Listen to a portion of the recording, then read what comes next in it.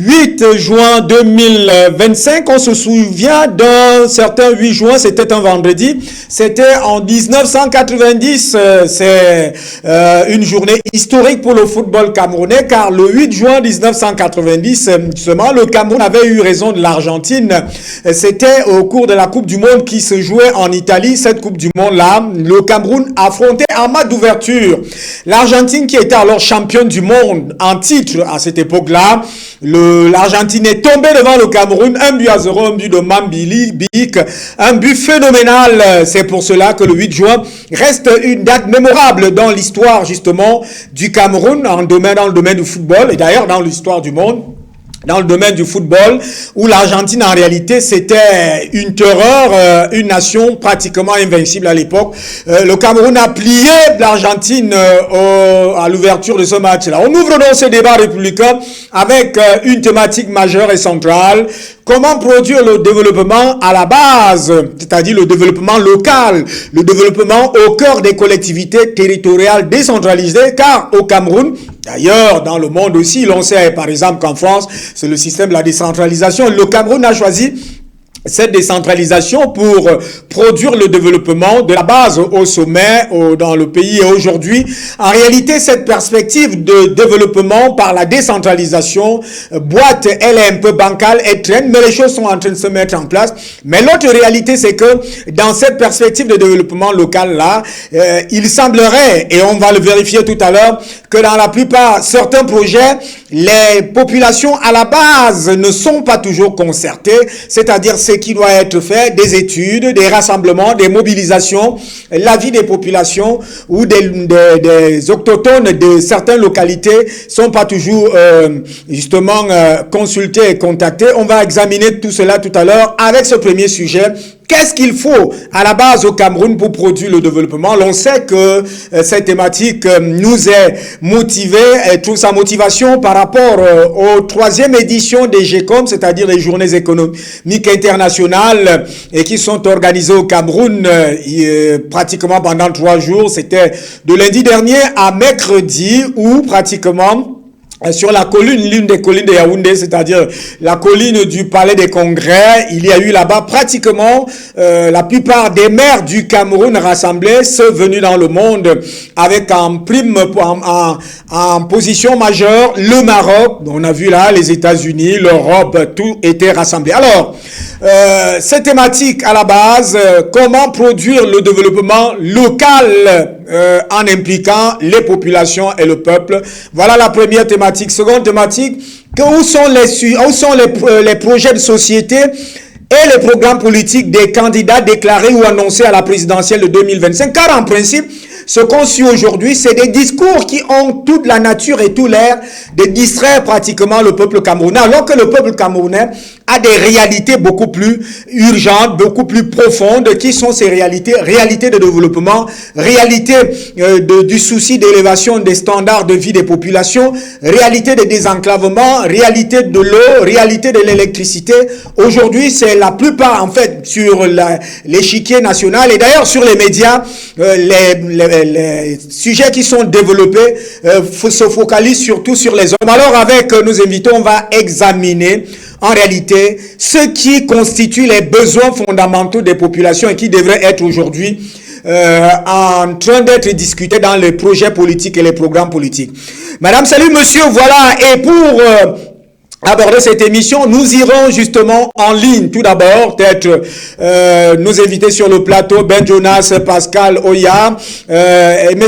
Dambo qui justement beaucoup de pensées pour lui car il a un cas de maladie, il sera pas là avec nous. L'autre, ils vont nous rejoindre, mais nous avons déjà en ligne le panel qui est avec nous à Douala, je crois aussi dans cette localité de Diwoum Masumbu, Sa Majesté Mbok Ndoumbe, c'est un panafricaniste, c'est un géospiritualiste c'est pour la première fois qu'il nous rejoint, on va le prendre tout à l'heure.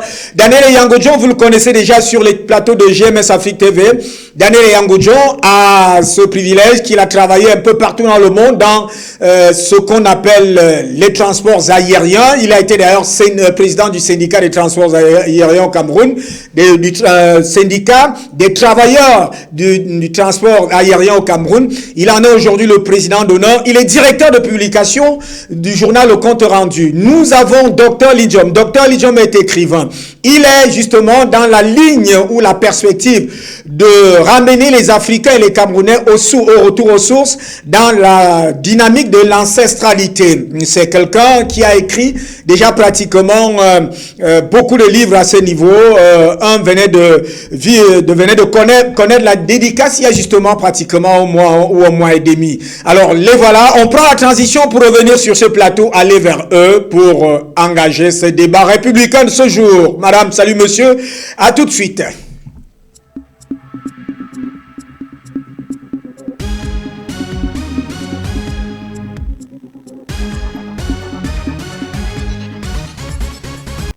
Retour sur ce plateau, on va dérouler le tapis à celui qui nous rejoint pour la première fois. Lui, c'est Sa Majesté Mbok Ndoumbe. Il est panafricaniste, mais il est aussi géospiritualiste, mais c'est aussi quelqu'un qui a le regard sur les besoins des populations, pratiquement des populations à la base, que ce soit à Douala, que ce soit dans les environs et les zones rurales qui en réalité avoisinent Douala. Sa Majesté Mbok Ndoumbe, bonjour et bienvenue. Bonjour mon frère Etoundi, bonjour à tout le panel sur place et bonjour à tous les autres panélistes connectés. Vous êtes majesté, c'est-à-dire vous avez l'autorité traditionnelle que vous portez. D'ailleurs, on peut voir là sur le petit écran, hein, vous portez justement ces attributs. Alors aujourd'hui, je vous accueille de cette manière, Sa Majesté. Est-ce qu'aujourd'hui les traditions se portent bien? Est-ce que l'autorité traditionnelle se porte bien au Cameroun? Oui, en réalité, l'autorité traditionnelle se porte bien au Cameroun pour nous qui se battons pour essayer de la remettre sur les rails. Mais tel que l'aspect se présente dans le plan national et le mauvais rôle que la tutelle est en train de jouer, c'est-à-dire que l'administration territoriale, oui, pour bafouer cette culture, cette haute culture traditionnelle, nous sommes en train de comprendre que si nous faisons beaucoup d'efforts,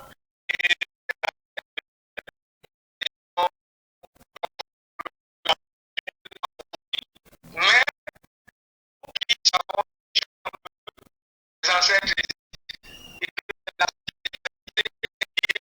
divinité sont convaincus. Je suis sur la parce que j'étais un peu inquiet, parce que là, oppose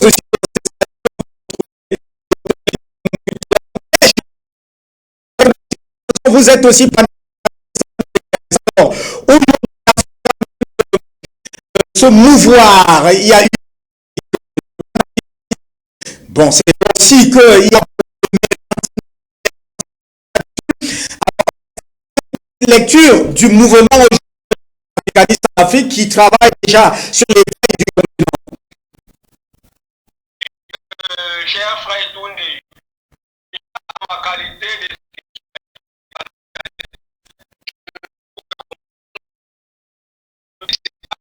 dans le monde et en Afrique est tout simplement une affaire d'énergie. Je l'ai dit et je le redis toujours.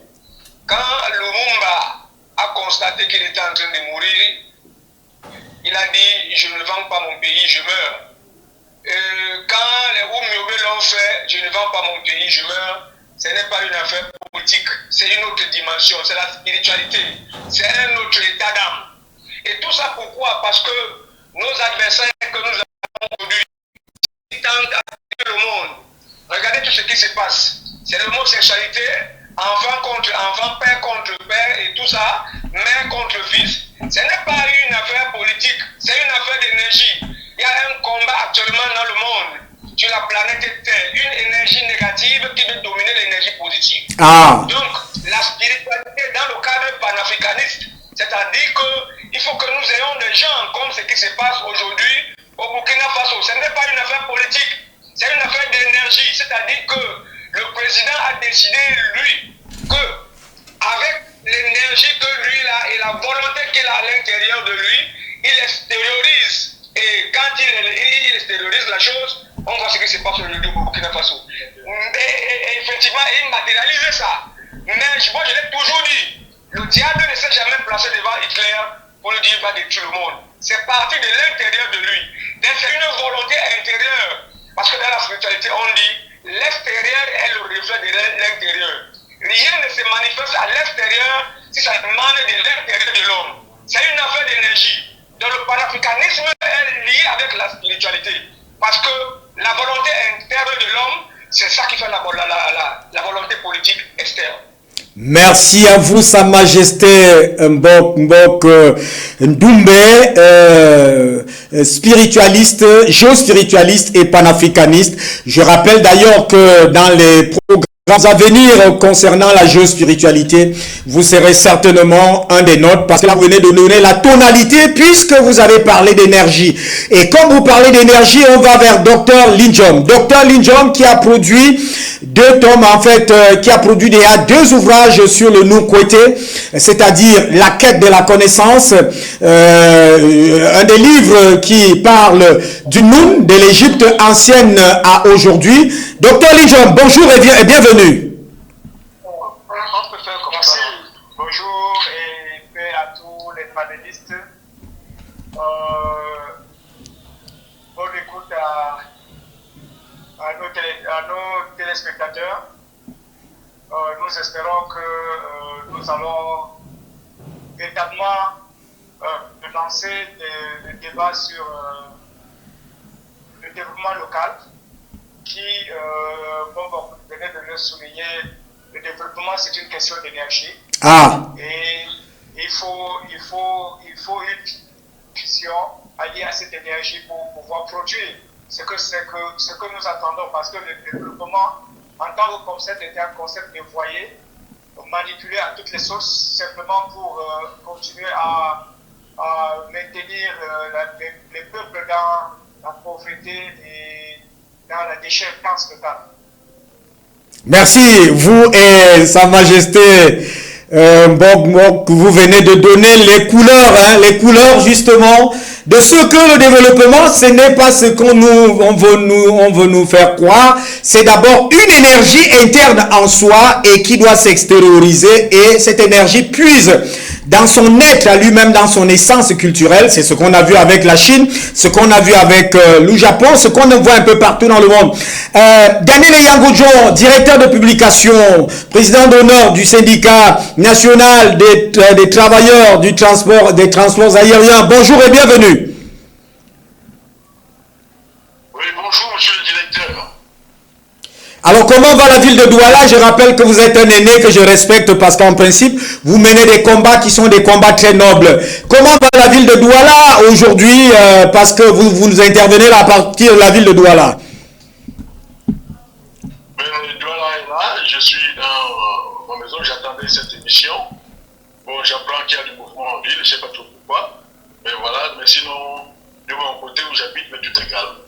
Ah, je sais pourquoi je vous ai posé la question de savoir qu'est-ce qui se passe à Douala, parce qu'en principe, on va pas, notre émission ne va pas s'embarquer dans cette affaire-là, l'arrivée d'un certain leader politique et les histoires avec les mototaxis et autres et les autorités et les forces de maintien de l'ordre. On reste sur l'émission. Alors, on va recommencer donc avec Sa Majesté Mbok Ndoumbe. Quand on parle de développement local, de développement à la base, comment vous appréhendez cette dynamique-là aujourd'hui au Cameroun, Sa Majesté? En réalité, cette question est très pertinente. Mais je dis, pour un développement local, il faut déjà à la base faciliter les citoyens de manière à percevoir ce développement. moi, je l'ai toujours dit, et beaucoup de spécialistes le savent mieux que moi, pour un bon développement à la base, un développement local, il faut déjà d'abord baisser le carburant. Ah. Le carburant est un socle qui se décentralise jusqu'à dans le panier de la ménagère. Tout à fait. Vous ne pouvez pas venir faire un développement dans mon village, vous dites que vous allez construire des logements sociaux pendant que les villageois ne parviennent pas à se soigner, ils ne mangent pas. Vous ne pouvez pas arriver à Douala, vous voyez le rythme auquel les immeubles poussent, les hôtels avec un chantier à hauteur des milliers de milliards, pendant que les citoyens ne parviennent pas à manger, ne parviennent pas à se soigner, et on appelle ça développement. Moi, je pense que ce mot développement doit avoir un bon contenu. Donc, en réalité, je peux aller dans le plan administratif pour dire la manière dont le code de décentralisation territoire a conçu le développement, c'est une très bonne chose, comme on le dit souvent, que le Cameroun a les bons textes, mais qui sont très mal appliqués. Donc pour le moment, moi je pense que la première des choses à faire, mon frère Etundi, si on enlève 25 francs, pour ne pas dire 50 ou 100 francs ou 200 francs dans le carburant, le lendemain, ça va se répercuter de manière positive sur tout l'étendue du territoire, et le transport, et la santé, et tout ce que ça compose. Ah, ça c'est une... Alors très rapidement, on va les confins de la ville de Douala. Daniel Yangodjon, alors Sa Majesté vient de poser là une problématique, en fait pas une problématique, mais une donnée centrale qui n'agit pas seulement dans le transport urbain, dans le transport interurbain, mais jusqu'au transport aérien. Alors, nous sommes là dans le questionnement même des fondamentaux du développement à la base. On va parler tout à l'heure de l'implication des populations parce qu'il y a un cas là-bas, dit Masumbu, dit Wembe, je crois c'est ça. On va aborder ça tout à l'heure. Alors, est-ce que vous voyez ça de la même manière que Sa Majesté? Oui, en fait, Majesté a parlé de l'impact du carburant sur toute la chaîne des valeurs et de consommation. Oui. Donc, et ici, c'est le transport qui est là. Vous savez que le transport impacte sur tout. Le transport est une activité dite secondaire, mais qui impacte, vous voyez, si vous allez à Yaoundé, tu vas à Yaoundé, je vais voir M. Etundi pour qu'on travaille, donc je vais pour le travail, mais je prends le transport. Oui. À cause du transport qui est impacté par le prix du carburant, je peux même pleurer à Yaoundé. Alors que le travail est important. Donc nous perdons nous tous, et peut-être que le pays aussi perd parce que ce qu'on va faire pourrait peut-être aider le pays. Donc ce que le Majesté a dit est très réel, très réel. Alors, parlons du développement. Oui, allons-y. Allez-y, parlons du développement local. Vous étiez en train de dire. J'étais également abordé. Oui. J'aime, ça je l'ai traité dans une de mes éditions, ne pas confondre transformation avec développement. Ok. Il faut faire attention. On peut transformer l'être humain lui-même, mais ne pas en faire un être évolué. Oui. Il va à l'école, il apprend ceci, il est diplômé, et il va voler les milliards. Donc il n'est pas évolué. Il est instruit, mais il n'est pas éduqué. Ah. C'est pour ça que parfois j'ai un mot sur. Donc, il est transformé, puisqu'il n'est plus illettré d'abord, il sait lire et écrire, il est transformé, il s'habille bien, il parle bien en public, mais pourtant, au fond, son évolution est nulle parce qu'il vole l'argent public qui va aider la pauvre femme qui n'a que ça pour vivre, il va aider à voler l'argent de l'infirme, de l'aveugle, qui ne peut pas vivre sans les fonds publics. Il a appris ça à l'école, mais pourquoi va-t-il le faire? Parce qu'il est transformé, mais n'est pas développé, n'est pas évolué. Il va ainsi de l'environnement, une ville. Vous pouvez dire que le pays est développé. Le pays est développé parce qu'il y a des grandes routes, des boulevards, de grandes voitures qui circulent. Mais le pays, l'habitant est pauvre. Donc ce pays n'est pas développé. Ce pays n'est pas développé. Il est juste transformé. Le développement concerne tout, y compris l'être humain dans son épanouissement et dans sa projection, dans sa capacité à se projeter dans le futur, à garder cette transformation qui lui est promise, là, qui est faite, et à se projeter lui-même. Oui. En l'absence de ça, vous voyez ce qu'on appelle la transformation. C'est ainsi que la ville de Douala a été transformée pour la prendre. C'est ainsi que Bouna Moussa dit a été transformée, mais ne s'est vraiment pas développée. Où qu'est devenu le docteur de Bouna Moussa dit? Qu'est-ce qu'il est devenu? Il a disparu. Il a disparu parce que ceux qui voulaient lancer ce projet savaient que dans 2 ans, dans 3 ans, le mètre carré à Bruxelles coûtera 50 000, 100 000. Ils ont pris ce mètre carré à ce moment-là à 2 000 francs mètre carré. Et ce villageois qui n'avait jamais vu 2 millions est tombé dessus. Aujourd'hui, a disparu. Maintenant, quelqu'un qui sait faire de l'économie et de la politique, c'est que en faisant disparaître tous ces autochtones-là, dans la mendicité, dans la politique dans laquelle ils sont, le pays a perdu des consommateurs. Et vous savez très bien ce qui lance un pays: le capital, l'innovation, la consommation.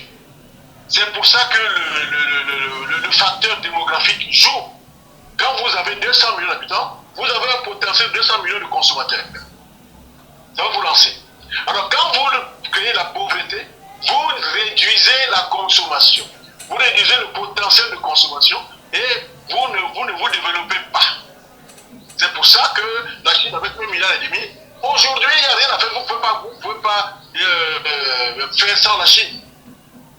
Et encore elle a ajouté en plus le progrès militaire, la puissance militaire et la puissance logiquement économique. C'est donc comme ça que nous tombons dans le nom Massoubou pour lequel nous sommes interpellés ce matin. Tout à fait. Nous ne voulons donc pas que Iwom et Massoubou subissent ce que Bounamous a dit, le Bom Koto ont subi. Il faudrait que les habitants, les autochtones, les habitants, les occupants, tous les occupants d'Iwom, Iwamous a dit Ayabassi, et d'Iwom et Massoubou Ayabassi, connaissent ce qu'on appelle le développement et non pas la transformation de leur environnement. Une transformation qui ne respecte plus de la dite transformation va en faire des pauvres qui vont aller manger le peu d'argent qu'on va leur donner et ils vont disparaître. Donc ce n'est pas comme ça que l'on développe un pays. Je profite de votre émission pour parler de Missolé, où le PAD est en train de s'étendre et a pris 500 hectares et est en train de donner, tenez-vous bien monsieur, j'ai lu le décret d'expropriation signé par le décret, signé par le Premier ministre, est en train de donner à certains 27 000, monsieur le directeur, vous êtes un journaliste. Quand vous donnez à quelqu'un chez les familles 27 000 à titre d'expropriation, c'est pour qu'il fasse quoi? C'est pour qu'il devienne quoi? C'est pour qu'il aille où? Là où il a passé toute sa vie, là où ses parents l'ont laissé, vous lui donnez 27 000. Le Premier ministre a signé ça, j'ai vu. C'est dans la dernière édition du compte rendu. Vous comprenez? Donc nous voulons donc que Diwom et Yabassi, que les populations puissent bénéficier de cette plan. Nous ne sommes, Yabassi n'est que trop demandeurs d'un projet pareil. Et nous félicitons et nous remercions pour Yabassi, le gouvernement d'avoir choisi Yabassi pour l'implantation d'une nouvelle ville. Merci. Pour autant, nous vous dirons encore merci si les textes sont bien respectés et si les populations de Yabassi, Massoubou et Diwom contribuent à ce développement. Ils ne sont pas chassés comme le projet est en train de se dessiner. Parce que tel qu'il est en train de se dessiner, ces populations sont en fait exclues du développement. Et ça, ce ne sera pas nécessairement, ce sera une transformation. Alors vous voyez donc par exemple, quand on faisait en 75, 76 le port de l'OLPC, on avait sorti les positions géodésiques. Oui. Donc A, B et ainsi de suite, A+. Alors vous voyez donc que dans le cas de Diwom et Yabassi, il n'y a pas de position géodésique. On vous entend, on vous dit 1800 hectares. On vous dit 5000 hectares. Et dans je vous ai envoyé le spot publicitaire de la Maïture qui parle de 7700 hectares qui sont sortis de nulle part. Aucun document, ni du MINCAF, ni du Premier ministre ne parle de 7500 hectares. D'où est-ce que la Maïture sort 7700 hectares sans la moindre position géodésique pour indiquer les délimitations de du site d'implantation de ce projet. Donc nous sommes ici dans le flou. Et si le Premier ministre signe un décret d'expropriation dans ces conditions-là, le Premier ministre aura commis un crime. On va. Ah, oui. Oui, en tout cas, on va, après vous, on prend Dr Lidjom. On dit bonjour à Bernard Ayolo qui est avec nous sur ce plateau. On va prendre Dr Lidjom, mais on va repartir dès qu'on aura pris Bernard Ayolo vers Sa Majesté, parce que lui, autorité traditionnelle locale, il faut qu'il essaie de... Il devra nous dire en principe comment ça se vit cette situation que les populations ou le peuple ou les autochtones sont exclus. Alors, Dr Lidjom, il se pose deux problématiques d'entrée de jeu.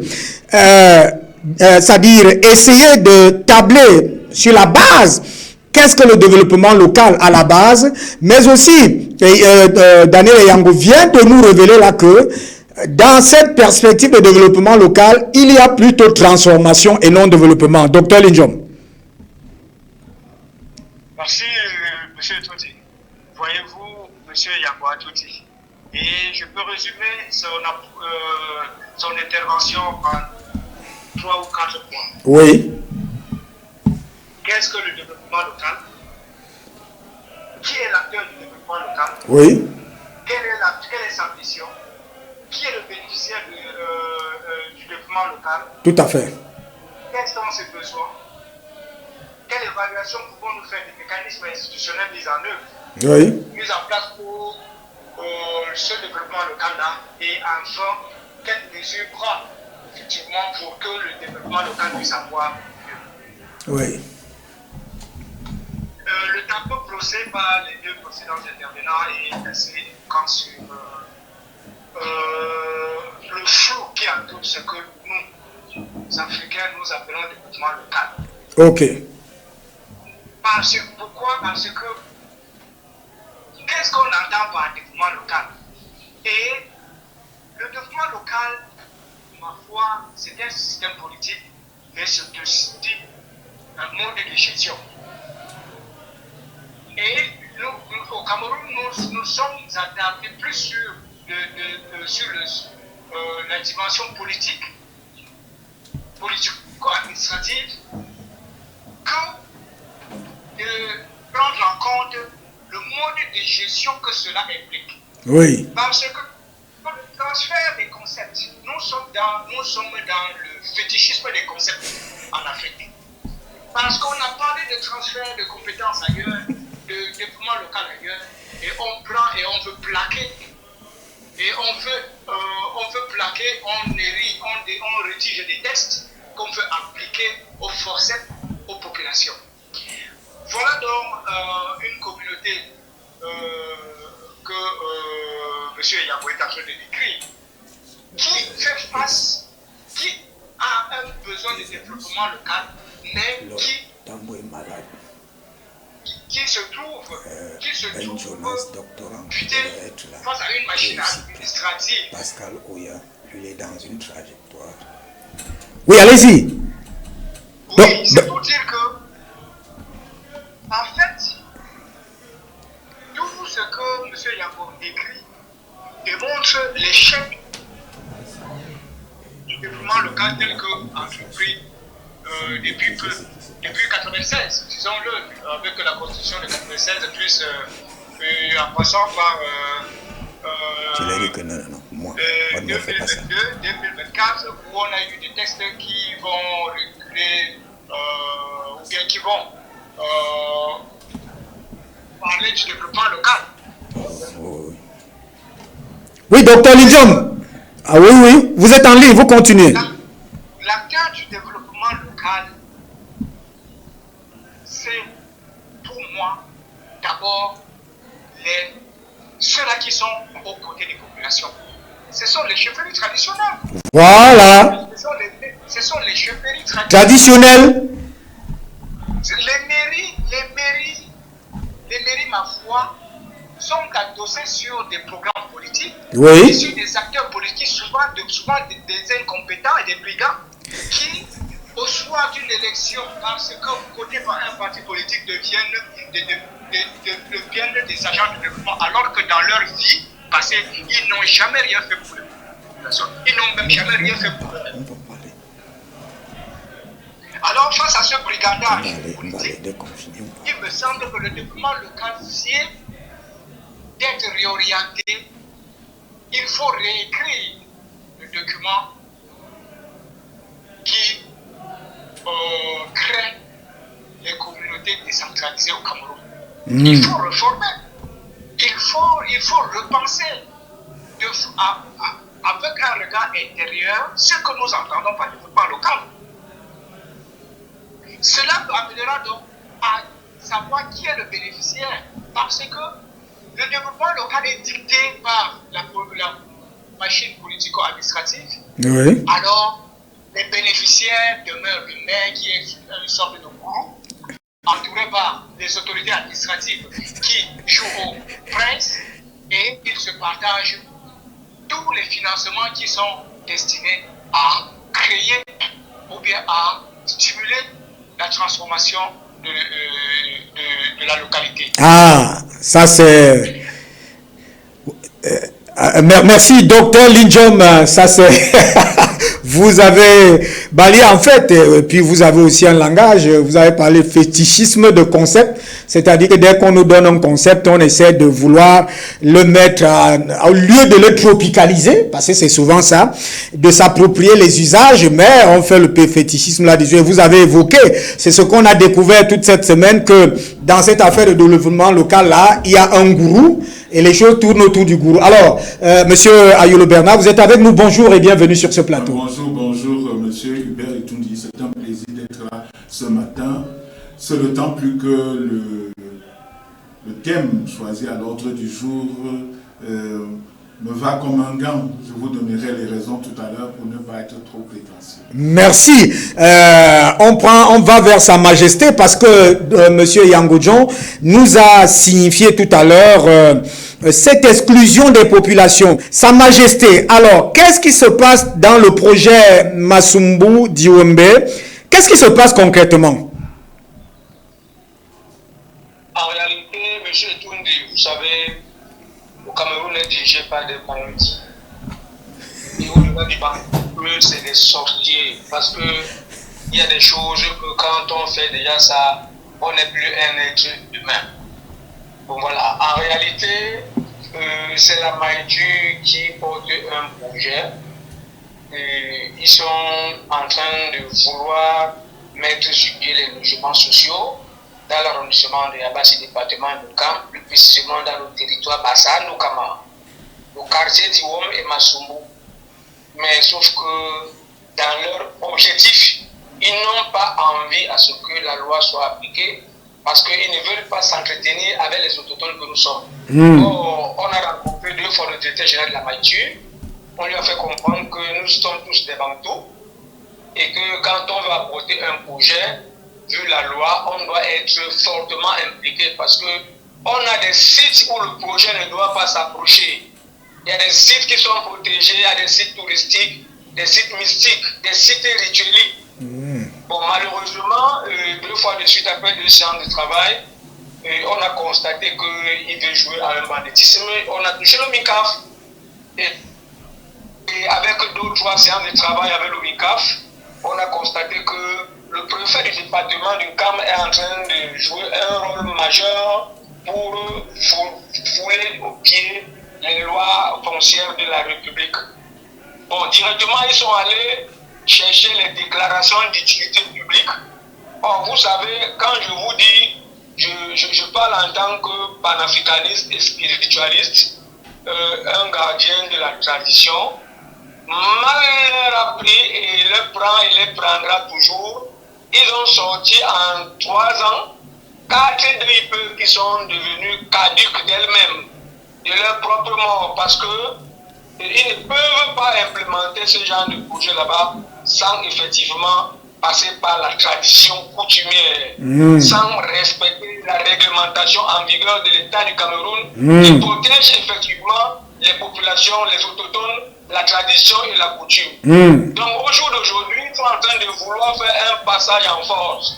Mais je profite par là parce que je sais que vous êtes un très très très fort panafricaniste. Je vous connais sur une télévision de la place. Moi, je profite de ceci pour lancer un mot très fort, pour le dire. Je l'ai déjà dit un jour à monsieur le directeur des domaines, quand il est venu faire une réunion à l'ordre du ministre, là où il a dressé un faux rapport. Je lui ai dit, ces logements sociaux sont les bienvenus, parce que ça va développer le genou, ça va développer l'arrondissement des bas départements du Cam, le littoral, ça va développer le Cameroun. Mais ce projet ne sera réalisé qu'avec les autochtones Bassan ou Kama, où ça ne va pas se réaliser. Parce que, je le dis toujours, il y a 4 justices. Il y a la première justice qui est la justice divine, monsieur Toundi. Oui. Il y a la justice républicaine, les lois de la République du Cameroun. Oui. Il y a la justice populaire. Mais il y a l'une des justices que les gens ignorent. C'est la justice traditionnelle. Si on se rend compte que nous sommes lésés par la République, par l'État du Cameroun, nous allons faire appel à la justice traditionnelle. Et ce qui arrivera, arrivera. Donc nous disons que nous sommes d'accord pour ce projet, mais pour que ce projet puisse respecter la loi. Je vous rassure que M. Elébé ici est parfaitement au courant de ce dossier. Le directeur de la maïture, Mangali Roger, est parfaitement au courant de ce dossier. C'est moi qui le remets à main propre au préfet du département du Cam et qui a décidé de poignarder au dos le peuple autochtone Bassano Kama. Aujourd'hui, ils ont induit le Premier ministre en erreur de prendre un décret d'expropriation, de délimitation et d'incorporation de ce domaine national au domaine privé de l'État en violation flagrante des textes, c'est-à-dire que sur la base d'une DIP qui est caduque. Vous voyez où va la République du Cameroun? Le Premier ministre prend un décret sur la base d'une DIP qui est caduque. Effectivement, la loi dit que pourquoi le Premier ministre prenne ce genre de décret, c'est sur la base d'une DIP. Mais dès lors que la DIP est caduque, depuis le 7 décembre 2024, aujourd'hui nous sommes au mois de juin. Et il s'agit de quoi, M. Toundi? Il s'agit toujours d'une république, ou alors si le Premier ministre est en train de proposer ce genre d'acte, qu'est-ce que les autochtones doivent dire? Je pense que je vous invite à l'entame de mes propos. Si effectivement, ceux qui tentent ou alors qui font tout pour fouler au pied la tradition et que la République ne nous protège pas, la 4e justice va entrer en jeu. Et c'est ce qui va se passer. Merci. On espère qu'on ne va pas arriver là. On revient à vous, hein, parce qu'il y a une lettre qui a été adressée au président de la République. C'est pour ça que je disais que nous autres, on s'intéresse à GMS Afrique TV sur ce qui préoccupe les populations, les besoins des populations, les préoccupations immédiates des populations. Donc on revient à vous. Il y a toute une lettre qui a été adressée. Daniel Yangodjon nous fera le commentaire ou l'économie de la lettre tout à l'heure. Mais on espère qu'on ne va pas arriver à ce genre de justice. Il va falloir interpeller les structures de l'État et surtout faire appliquer la loi. Bernard Ayolo, vous êtes avec nous. Oui. Vous avez suivi un peu. J'ai suivi avec beaucoup d'attention, oui, beaucoup de satisfaction, parce que à écouter vos nombreux experts et toutes les personnes qui sont intervenues, oui, on sent véritablement de la matière, on en apprend. Oui. Donc, je suis là aussi pour me former. Oui. Je voudrais déjà d'entrée de jeu vous dire que je ne me sens pas étranger à tous les propos qui sont tenus au sujet que vous développez cet après-midi. Ce d'autant plus qu'en fait, pour dire vrai, au-delà de la culture dans laquelle j'exerce un certain nombre de compétences, oui, je suis en fait formé comme président du réseau des journalistes pour les questions de population et de développement. Voilà. Donc vous êtes dans votre élément. Oui, en Afrique centrale. Comme vous l'avez dit peut-être avant d'intervenir. Je voulais préciser aussi que je n'ai pas été nommé, j'ai été élu. Pas par les membres du réseau, oui, mais par les pays tiers. Parce que nous avons participé avant le Fonds des Nations Unies pour la population et le développement, l'UNFPA, oui, en anglais, à Kinshasa, il y a environ en 2006, à une rencontre panafricaine, puisque vous êtes des panafricanistes, oui, où il y avait 45 pays africains. Ce sont ces 45 pays africains qui m'ont élu comme représentant dans le réseau Afrique centrale des questions de population et de développement. Et pour arriver à ce niveau-là, j'ai d'abord été formé par le MINEPAT, oui, oui, par la cellule population. Le ministère de l'économie, la planification, l'aménagement du territoire. Et développement du ministère du MINEPAT. Et à côté de cela également, j'ai Permettez-moi, avant de... Allez-y, vous avez dit, tout à fait. De me lancer tout à l'heure. Et je crois que ça nous intéresse parce qu'il y a un ou deux, trois dossiers qui sont sur la table sur lesquels... Sur une expertise pertinente que les autres, les uns les autres, parce que vous êtes surpris partout en Afrique, peuvent suivre. C'est l'occasion de dire aussi, pour reconnaître que le Fonds des Nations Unies pour la population et le développement a formé des journalistes et des communicateurs à travers toute l'Afrique francophone, lusophone et anglophone, pour que les journalistes participent de plein pied à la facilitation de l'exploitation des thèmes liés au développement de la population dans leurs différentes rédactions. Donc nous étions comme des panafricanistes facilitateurs du développement de la population. Donc fort de cela, nous avons donc pris l'initiative au nom des Nations Unies de s'aimer cette vision un peu partout en Afrique. J'ai été créer un réseau de journalistes pour les questions de population et de développement en Afrique du Sud. J'ai été en Centrafrique, où c'est moi qui ai formé les journalistes là-bas. Et tout. Donc, quand j'arrive dans mon pays, je constate que les questions de développement, de population et de développement ne sont pas très prises en compte dans les différentes rédactions par le gouvernement, même d'une manière ou d'une autre, de manière...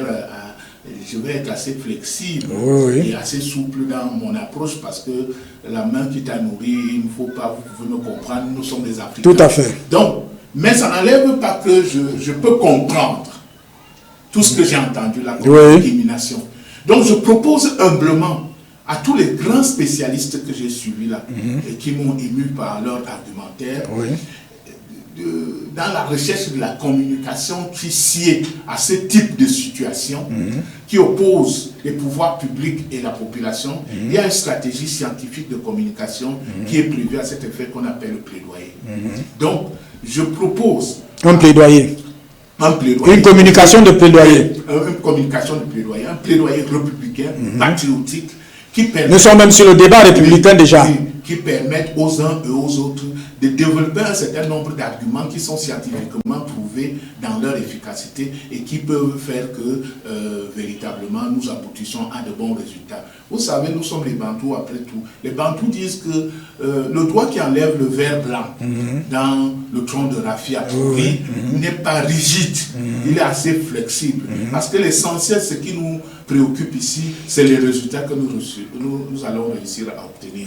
On a quand même suivi une démarche de flexibilité, mais qui rencontre une dynamique de marginalisation musclée et d'exclusion vraiment musclée. Donc, vous savez, généralement, dans ce type de choses, dans ce type de démarche, dans ce type de palabre, parce qu'on emprunte les voies du droit, ça emprunte le droit coutumier, ça emprunte la palabre populaire, l'invective. Ce que Sa Majesté a cité tout à l'heure, les instances. Ça veut dire du côté du pouvoir public, généralement, il y a toujours un ventre mou. Voilà. C'est-à-dire qu'il faut avoir une expertise qui réussit à sortir de ce que vous avez considéré comme pouvoir public, quelqu'un qui est vraiment une oreille attentive pour les populations locales et qui peut maintenant servir véritablement d'ambassadeur de la cause des populations locales vers les pouvoirs publics. Donc, alors, il faut beaucoup de tact. Beaucoup de tact, ça c'est vrai. Mais nous avons des données ici et des informations qui, en réalité, donnent la sueur au dos. Lorsqu'on donne 27 000 francs, imaginez-vous Bernard Ayolo, vous êtes dans une localité, vos parents vous ont laissé, vous êtes là, toute votre vie est là, vos enfants sont là, tout est là. Mais un jour, des gens viennent vous donner 27 000 francs, vous demandent de dégager. Oui, j'ai été aussi touché. Vous savez que nous sommes tous sensibles. Quand votre expert a parlé de cela là tout à l'heure, je me suis senti interpellé par le cas du montant attribué aux propriétaires. Tous nous sommes des propriétaires fonciers, plus ou moins. Chacun a une tractation qui est en cours ou qu'il a achevé et tout. Donc moi, je remarque que généralement, ceux ou celles qui sont mandatés pour négocier pour les populations devraient en fait se faire encadrer et accompagner dans la démarche de plaidoyer que je viens de... Le plaidoyer n'est pas facile. Si jamais ils sont pas exclus, si jamais ils sont pas marginalisés, si jamais, parce que là, apparemment, le Premier ministre a déjà signé, selon le directeur de publication du compte rendu. Si jamais c'est ceux-là qui doivent négocier pour les populations, s'ils sont pas marginalisés, s'ils sont pas mis aux oubliettes, s'ils sont pas même forcés d'une certaine manière. Même chez vous, vous qui êtes membre de la population, quand vous devez choisir vos mandataires, vous les choisissez en tenant compte d'un certain nombre de paramètres. Tous les mandataires ne sont pas représentatifs. Et vous savez que d'autres mandataires sont tellement imbus d'eux-mêmes que quelquefois ça heurte la sensibilité des pouvoirs publics. Parce que quand vous parlez d'utilité publique, le paravent d'utilité publique que les pouvoirs publics brandissent ici et là et tout ça là peut être contournable d'une manière ou d'une autre. Et que Sa Majesté a même déclaré caduque parce que... C'est une règle de droit qu'on voit le plus facilement possible pour tous ceux qui ont fait première année droit. Vous savez que le territoire appartient à l'État du Cameroun. Dans la constitution des éléments d'un État, il y a le territoire. Donc, de prime abord, si vous allez dans une négociation faire le bras de fer et tout, on connaît très bien, de manière des dispositions publiques le disent, à tous ceux qui sont propriétaires de quoi que ce soit au Cameroun. Mais on a quand même suivi Sa Majesté qui disait que c'est lui-même qui a fait le dossier, donc acceptant probablement les clauses, mais voulant que les étapes nécessaires soient suivies. C'est-à-dire que le dossier est remis, il faut consulter les populations, ce qu'on appelle d'abord les rassemblements et autres, les populations, comme il disait tout à l'heure, il y a des sites qui sont des sites consacrés, des forêts sacrées. Vous n'allez pas aller, par exemple, dans l'ouest du pays, aller faire un truc de développement local dans une forêt sacrée. Ça ne marchera pas. Des sites, par exemple, touristiques, un certain nombre de choses qui doivent être protégées. C'est de ça qu'il était en train de parler et qu'il a remis le document et qu'en principe, le document a remis au préfet. Le préfet s'est retourné par après. Vous savez que généralement... après votre intervention, on va revenir, on repart vers eux. Très court. Oui. Je veux tout simplement ouvrir les yeux à tous ceux qui ont raison. Oui. Ça, je ne dis pas. D'utiliser un peu de souplesse, de flexibilité. Parce qu'en fait, le bras de fer, dans cette position qui oppose les populations à l'État, généralement, vous savez que l'État a le droit de la violence légale et tout, et il y a un certain nombre de corollaires tout autour qui peuvent entraîner que vous-même, qui êtes en position de force, vous soyez en position de faiblesse, parce que l'État a toujours les moyens de contournement. Bon, maintenant, ça veut dire que si l'État lui-même viole la loi, vous vous couchez et l'État passe. Vous portez plainte au tribunal administratif. On revient à vous. Alors, Daniel Yangodjon, est-ce qu'on peut faire l'économie de la lettre adressée au président de la République? Pour cette situation précise, on va revenir sur les autres aspects tout à l'heure. Je voudrais d'abord, si cela me permet, demander à ceux qui viennent de parler avant, et à beaucoup d'autres, de ne pas confondre le gouvernement avec l'État. Ah, ok. Ouais. Quand cette faute, c'est une faute. J'ai encore entendu le préfet du camp quand il installait le chef de quartier, M. Soso, un quartier qu'il a déjà en canton, dire oh, on ne discute pas avec l'État. L'État. Et j'ai rappelé à ce préfet que l'État, le ministre Aimé Aïssi, était descendu à Yabassi rencontrer la population de Yabassi par rapport à un espace foncier qui était occupé par quelqu'un qui avait vu des milliers d'hectares. Et je lui rappelle que le chef de l'État lui-même descend souvent. Je suis syndicaliste. Le chef de l'État écoute souvent les syndicats. Et moi, il m'a écouté plusieurs fois. Il a pris des décisions. Il est descendu écouter l'État. Donc l'État, quand l'État pur, le vrai État, vous comprenez, discute avec les populations. Parce que les populations sont sociétaires de l'État. Ah oui. La population n'a pas d'État. C'est ça l'État. Et les gens confondent beaucoup le gouvernement avec l'État. Oui. Donc, je voulais vraiment rappeler ça là-dedans. Et nous savons comment ça se passe quand les gens viennent vous dire que l'État a décidé. J'ai vécu ça 1000 fois avec la Cameroun.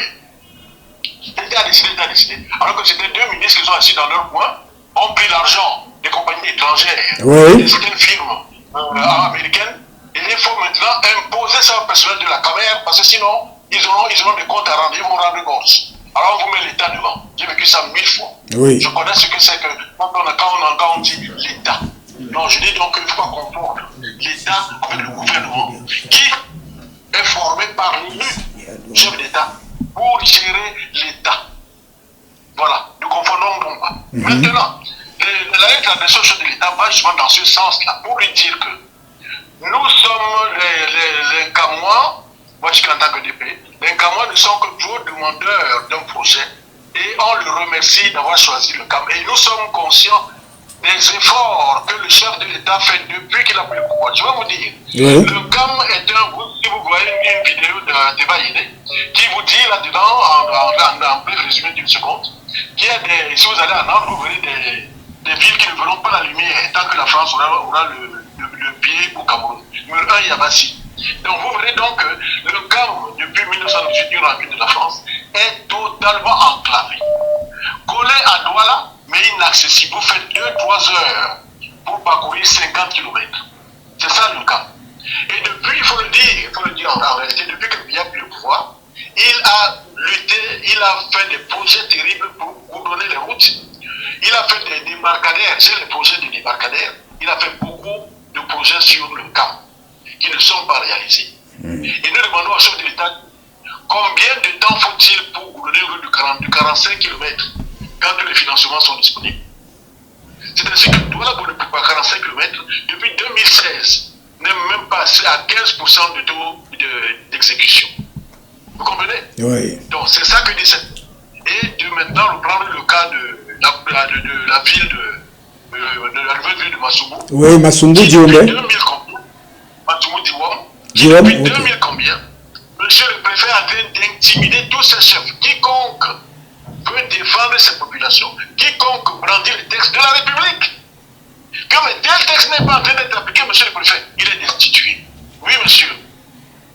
Le chef de Douom Niamey est destitué pour avoir voulu demander que soient appliqués les textes de la République. Il est destitué. Voilà. On a de M. Atanganji, parce que le préfet dit qu'il est son neveu, ils ont tous le même temps. M. Atanganji a homologué la création, l'érection d'une chefferie de quartier, je dis bien de quartier. M. Soso Aurélien est chef du deuxième degré d'un quartier, pas d'un village. Et c'est ce quartier qui est érigé en canton de la chefferie de deuxième degré, un canton.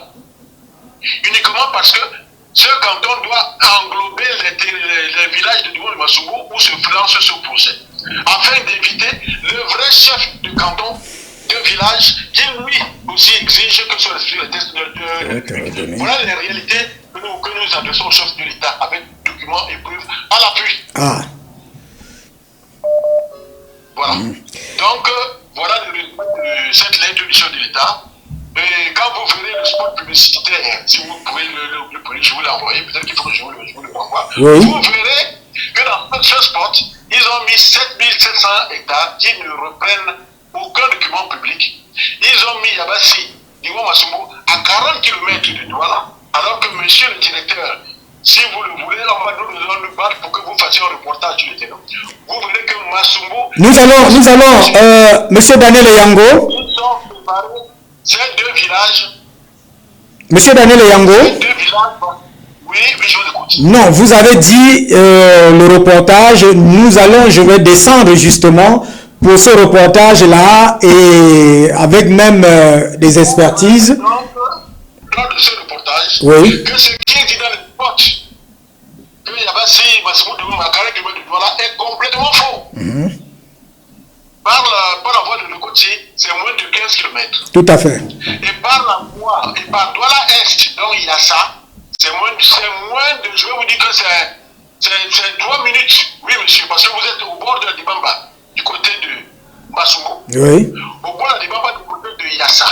Et ça prend, en traversant en pirogue, ça prend 3 minutes. C'est oui. Maximum. Tout à fait. Donc, si donc on veut désengorger Douala, voilà. Douala et Yabassi Massumbu, c'est moins de 2 km. Je vous dis moins de 2 km. Et comme je vous le dis, c'est comme ça, monsieur. Vous serez surpris. quand vous ferez ce reportage. Mais sur le document, ça a été mis 40 km. Voilà. Vous verrez donc que tout ce qui est fait dans ce projet est totalement fallacieux, est totalement trompeur, ne reflète en rien la réalité sur le terrain et vise notre but que celui de construire une nouvelle ville qui va aider le Cameroun, n'est-ce pas, à se développer. Je crois que j'en ai assez dit. Merci, merci pour ces éclairages. Avant de revenir sur aller vers Dr Linjom, on commence par Sa Majesté. Voilà, vous avez suivi l'expert sur ce plateau. C'est bon, de son vrai nom, Bernard Ayolo sur ce plateau. Alors, il a évoqué qu'il faut être flexible, il faut utiliser les vrais interlocuteurs, il faut, mais je pense quand même que vous avez usé de tout cela à Sa Majesté. Oui, mon frère, vous savez, je vais apporter un peu d'eau dans le verre de monsieur le directeur de l'éducation, rendu. Vous savez, l'État est une composante de 3 éléments. Je précise bien. L'État est une composante de 3 éléments. Il y a la population, il y a le territoire et il y a le gouvernement. Monsieur Toundi, la loi au Cameroun dit que le gouvernement est un régulateur. Si vous prenez le régime foncier et domanial du Cameroun, comme nous parlons beaucoup du foncier pour le moment, on va vous faire comprendre que l'État régule, le gouvernement régule. Le gouvernement régule. Mais monsieur Toundi, vous savez très bien, et je m'adresse beaucoup à mon frère qui a parlé du plaidoyer. Vous savez très bien que si la population disparaît au Cameroun, l'État n'existe plus. Monsieur Toundi, si le territoire disparaît au Cameroun, l'État n'existe plus. Tout à fait. Mais je vous confirme que si le gouvernement disparaît, l'État existe. Parce que mon ancêtre Kama existe sur son territoire, le colon n'était pas encore arrivé au Cameroun pour créer l'État, pour créer le gouvernement. Oui, tout à fait. Mais le territoire était là, les populations étaient là. Je vous rappelle que de ces 3 éléments, moi je représente 2. Vous représentez 2. Le chef de l'État, Paul Biya, représente 2. Mon prédécesseur qui a parlé du plaidoyer, il représente 2. C'est-à-dire la population et le territoire. Il n'y a aucun Camerounais, aucun être humain qui n'a pas de territoire. C'est pour ça que la guerre de la Palestine et Israël ne parvient pas à se terminer, parce que c'est une guerre de territoire. Chacun a un territoire. Et j'ai dit aux gens que Paul Biya a une forêt sacrée. Et on n'immatricule pas la forêt sacrée, on ne met pas le titre foncier là-bas. Le titre foncier de cette forêt-là, c'est la sacralité de cette forêt. Comme les gens ont toujours dit que quand la terre n'est pas immatriculée, elle n'appartient pas. Or, si quelqu'un est un jour président, il ne va pas immatriculer toute la forêt de chez lui. Toute la forêt de Mbomeka n'est pas titrée. Effectivement, c'est parce que le chef de l'État, c'est que avant que le titre foncier n'arrive, il y a des propriétaires coutumiers. Et la loi ne nous a pas exclus. C'est la première chose que je voudrais dire. La deuxième, c'est que il faut qu'ils sachent que, effectivement, le plaidoyer est prêt. Moi, je le dis comme ça, suivant les mots qu'il a utilisés. C'est-à-dire, le recours glacier qu'il a adressé concernant la création du canton Mbouri-Sangé, un quartier rédigé en 2e degré du jamais vu au Cameroun, en violation flagrante des textes et règlements du décret de 1977 organisant les cheveux traditionnels au Cameroun. Monsieur Tangandji, le 5 juin, pardon, autant pour moi, a fait 3 mois. C'est-à-dire qu'à partir de lundi demain, le contentieux administratif doit être ouvert. C'est pour qu'ils sachent que toutes les conditions sont requises, sont réunies. Et nous respectons ce les textes de la République du Cameroun.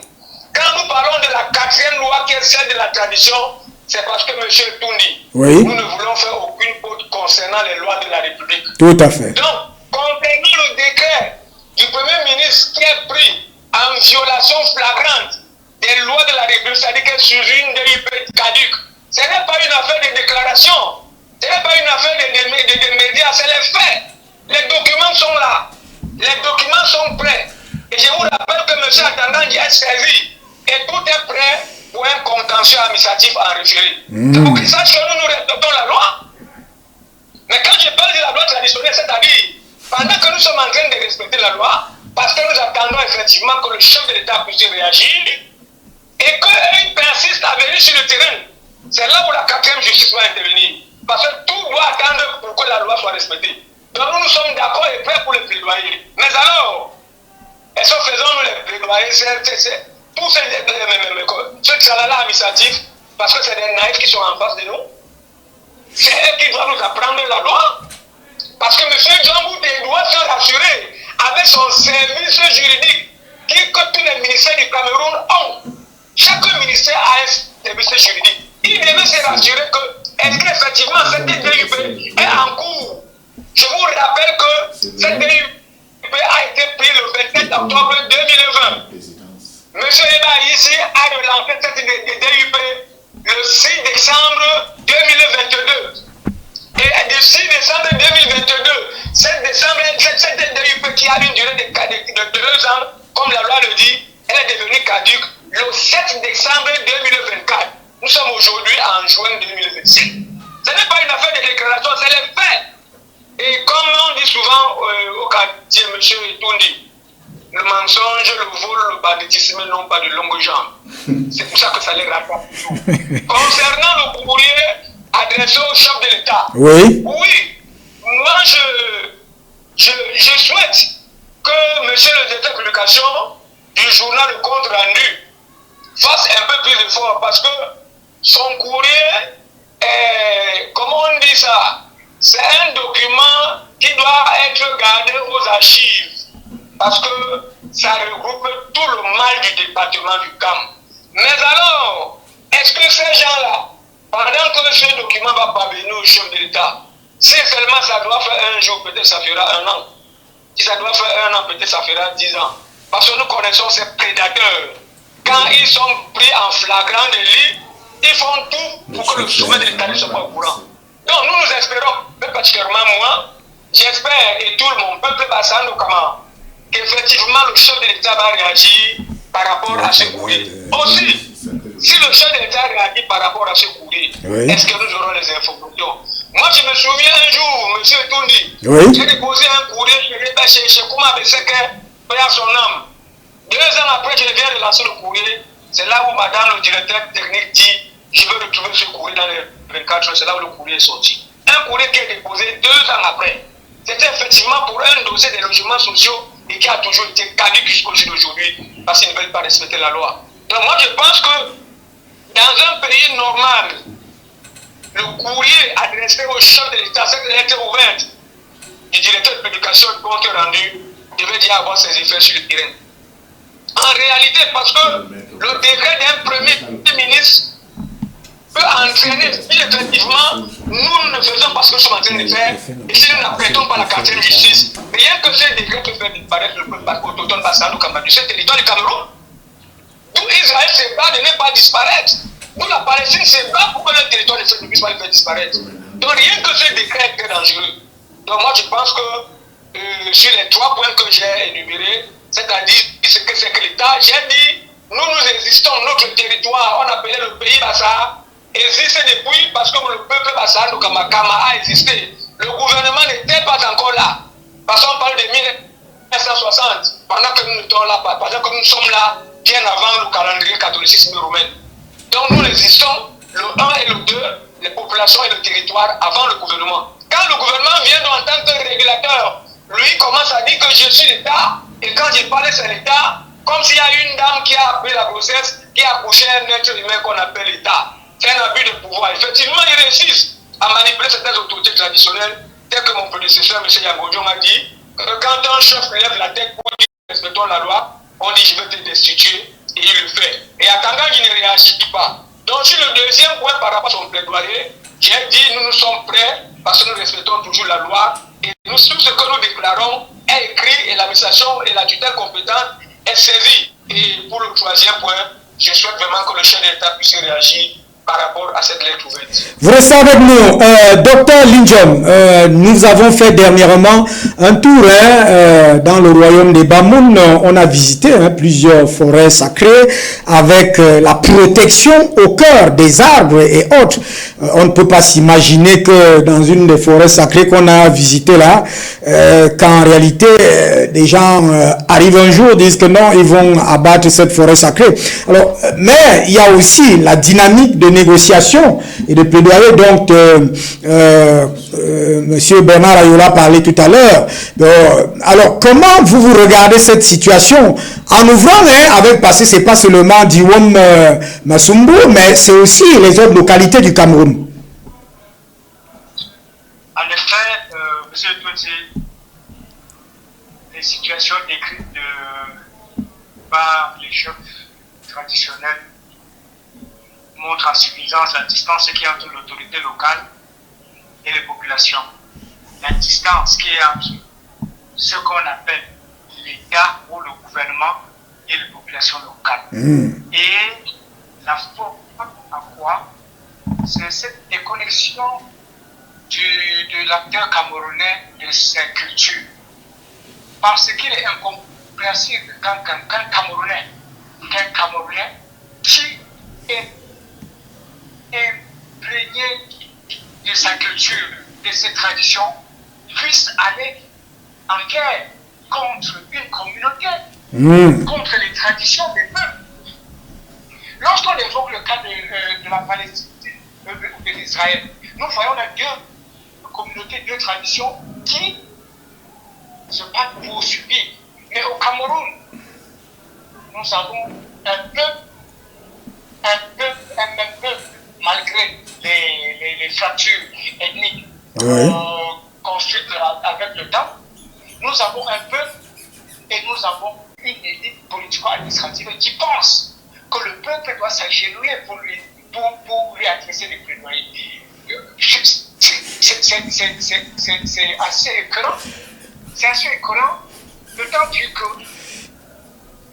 les peuples ne sont même pas impliqués dans le projet. Les populations ne sont pas consultées. Mais après ce qu'on appelle le développement local, alors, si on ne peut pas demander, si on ne peut pas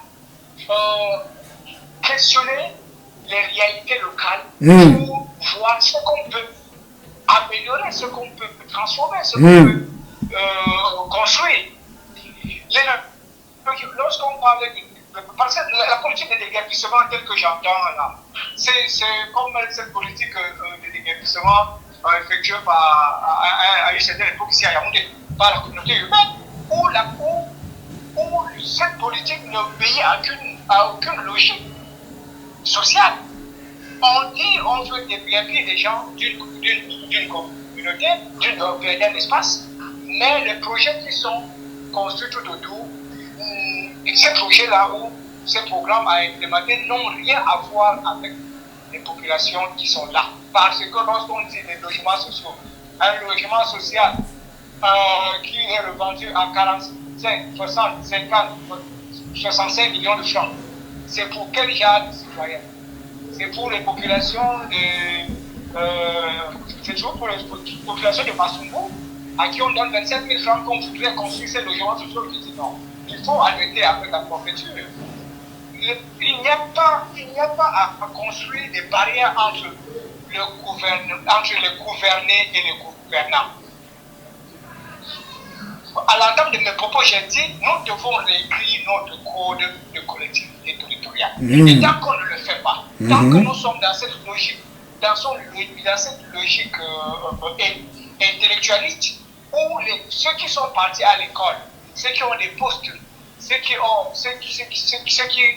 sont au gouvernement, pensent que leur nomination ou bien leur statut d'intellectuel leur donne l'autorisation d'écraser le peuple. Alors, dans les siècles à venir, l'Afrique sera ce que nous connaissons aujourd'hui. Ce n'est pas faute d'avoir des compétences, ce n'est pas faute d'avoir des ressources, c'est faute d'avoir d'acteurs éclairés. On a parlé de spiritualisme tout à l'heure, de spiritualité.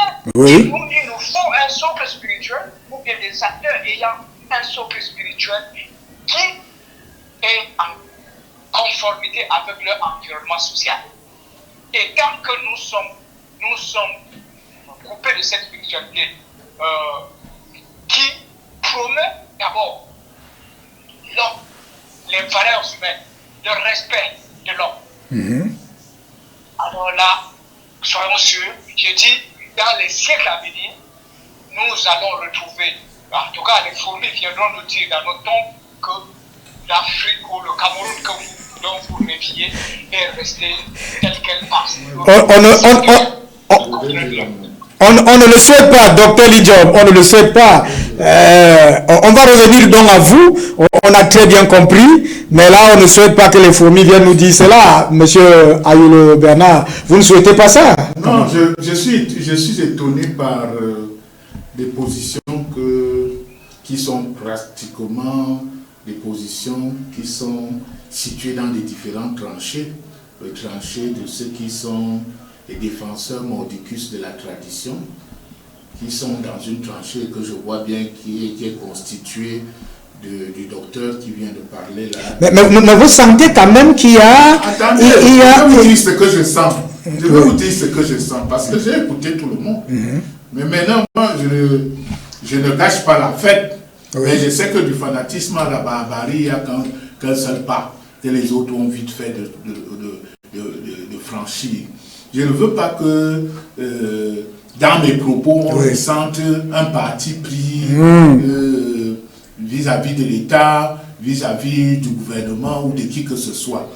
Je suis un libre penseur qui propose une autre méthodologie, une autre démarche et tout, parce que vous savez, le travail de communication on écoute beaucoup les gens. Tout à fait. Et c'est à travers les propos que les gens tiennent qu'on décèle s'il y a quelque chose d'excessif dans son propos, si les positions sont tranchées, si on peut négocier quelque chose et tout. En fait, moi, je suis un médiateur, je suis un négociateur. Ah, vous êtes un médiateur, un négociateur. Oui, il faut comprendre ma position. Ma position est mitoyenne parce que je sais que la vérité n'est pas dans les extrêmes. Tout le monde le sait. En tout cas, ceux qui ont réservé une bonne dose par devers eux de bon sens.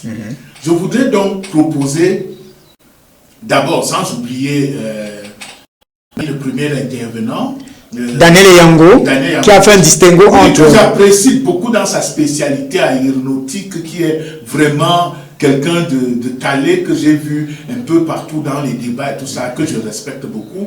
Je voudrais lui demander de me donner une information quand il va intervenir tout à l'heure. Je voudrais savoir à propos de ce fameux projet qui a été dirigé par le président Aïdjo sur la Sodincam. Qu'est-ce que c'est devenu? La Sodincam, ok. Oui, est-ce que ça a tenu? Qu'est-ce qui a été à l'origine de sa débandade? Je voudrais également dire à Sa Majesté. Oui, Sa Majesté, nous parlons dans un espace organisé, avec des codes de communication que lui-même il connaît. Il y a des codes de communication traditionnels. Il ne peut pas parler à quelqu'un qui est essentiellement sorti du tissu urbain comme s'il parlait à quelqu'un de traditionnel, parce que j'imagine que quand le... Peut-être que Sa Majesté, il voit que le contentieux va être déclenché, il ne voulait pas arriver là. Oui, être assez excessif dans ses propos. Il a dit un certain nombre de choses au point de traiter l'État ou le gouvernement de bandits et tout.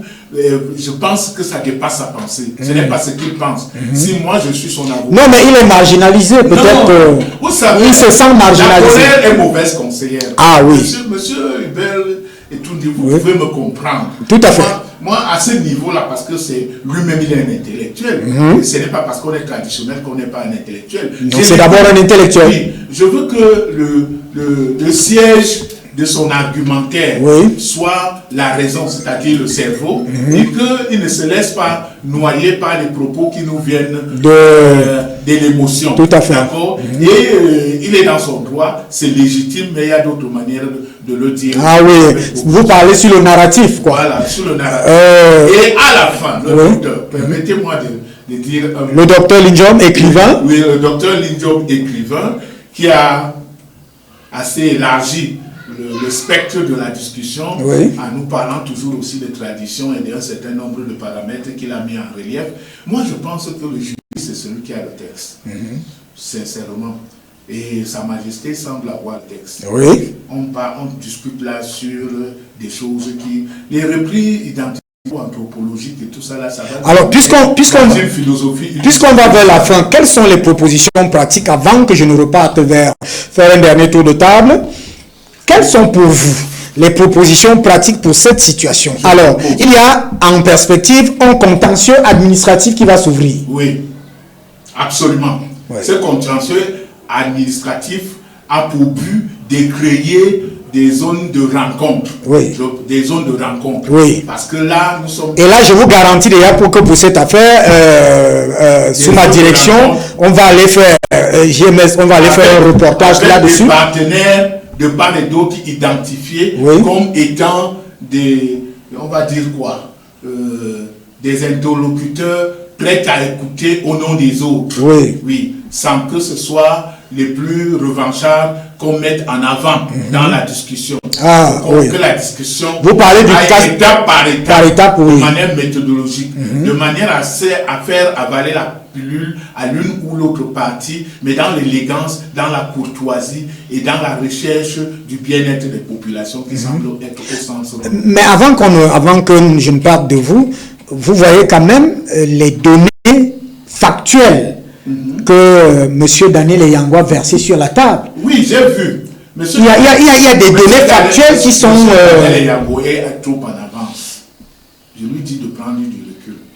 Ça veut dire qu'il me comprend. Il est trop en avance. Il a une expertise avérée dans beaucoup de secteurs d'activité. Oui. C'est un syndicaliste formé à la pointe. Donc, je ne lui apprends rien. Quand lui-même il fait déjà le distinguo entre l'État et le gouvernement, la personne physique et la personne morale, il faut faire le distinguo. Si vous voulez faire porter la responsabilité à un ministre, personne physique et tout, qui, dans un comportement inadéquat, affiche quelque chose qui vous paraît illégal, vous savez qu'il y a des voies de droit que vous pouvez toucher, tout à fait.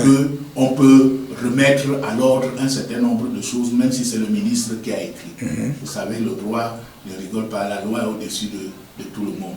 Je voudrais également continuer à dire à M. Eyangou que nous devons profiter de son expertise dans la recherche de la conciliation, parce qu'il réclame un certain nombre d'informations pertinentes qui rendent à contre-courant de ce qu'on semble proposer à la population. Tout à fait. Maintenant. Et qui sont des données factuelles. Parce que quand il vous dit, vous faites ces 2 kilomètres. Je vous ai dit que je ne découvre pas ce monsieur. Je confirme la pertinence de ses démarches et de ses recherches. Je confirme, parce que je suis suffisamment honnête et je sais de quoi il parle. Et par rapport à ça, moi j'ajoute tout simplement un peu de méthodologie. Il m'a remis à ma place quand il a fait le distinguo entre l'État et le gouvernement. J'ai salué et tout, pour lui dire que oui, il faut que nous fassions tous le distinguo entre la personne physique et la personne morale. La personne physique en droit, quand elle engage une position, elle engage un tutu personnel. Tout à fait. Elle n'engage pas l'État du Cameroun. Tout à fait. Si c'est la personne morale, c'est autre chose. Il faut donc que nous fassions cet assainissement sur le plan intellectuel, sur le plan traditionnel, sur le plan même des documents que nous avons, et qu'on trouve des points d'acquaintance. Et dans cette optique, il est même question d'aider l'État. Voilà. Parce qu'en principe, je pense que c'est dans ce sens que Sa Majesté intervenait. Alors, on va d'abord aller donc vers Sa Majesté, remonter vers Daniel Eyangou, parce que c'est le dernier tour de table sur ce sujet. Donc, Sa Majesté, alors, vous avez encore écouté, on a déjà annoncé un reportage là-bas pour rendre encore les choses plus visibles. Mais maintenant, il y a un contentieux administratif qui pourrait certainement s'ouvrir. Mais l'expert Bernard Ayolo, ici, pense qu'en réalité, il faut trouver des voies et moyens pour aller dans le consensus, pour aller dans un sens consensuel pour que justice soit faite de part et d'autre. Sa Majesté.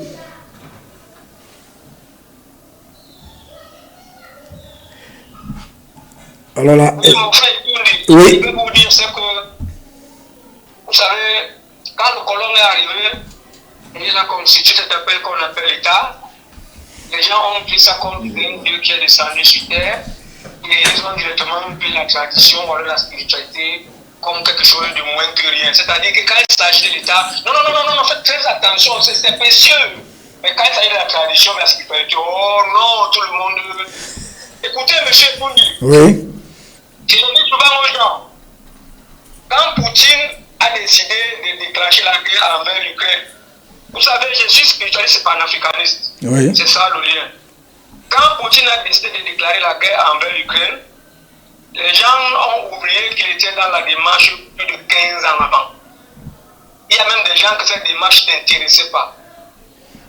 Vous savez, quand il faut parler, là il faut parler, là il ne faut pas parler, c'est un défaut. Et quand il faut se taire, là il faut parler, c'est également un défaut. C'est-à-dire qu'il faut savoir où parler et où se taire. Chaque déclaration a son moment et son temps bien précis. Comment mon frère ne peut pas trouver que un décret d'un premier ministre pris en violation flagrante des lois du Cameroun, c'est une extrémité? Pourquoi il ne peut pas trouver ça? Il dit que c'est des détails, il faut embellir. Mais quand Momba Koumboumbé est en train de parler, et de la façon dont je m'exprime, il dit non, il faut qu'on calme les émotions. Il n'y a aucune émotion là-dedans. Ce n'est même pas une extrémité. L'extrémité est de l'autre côté.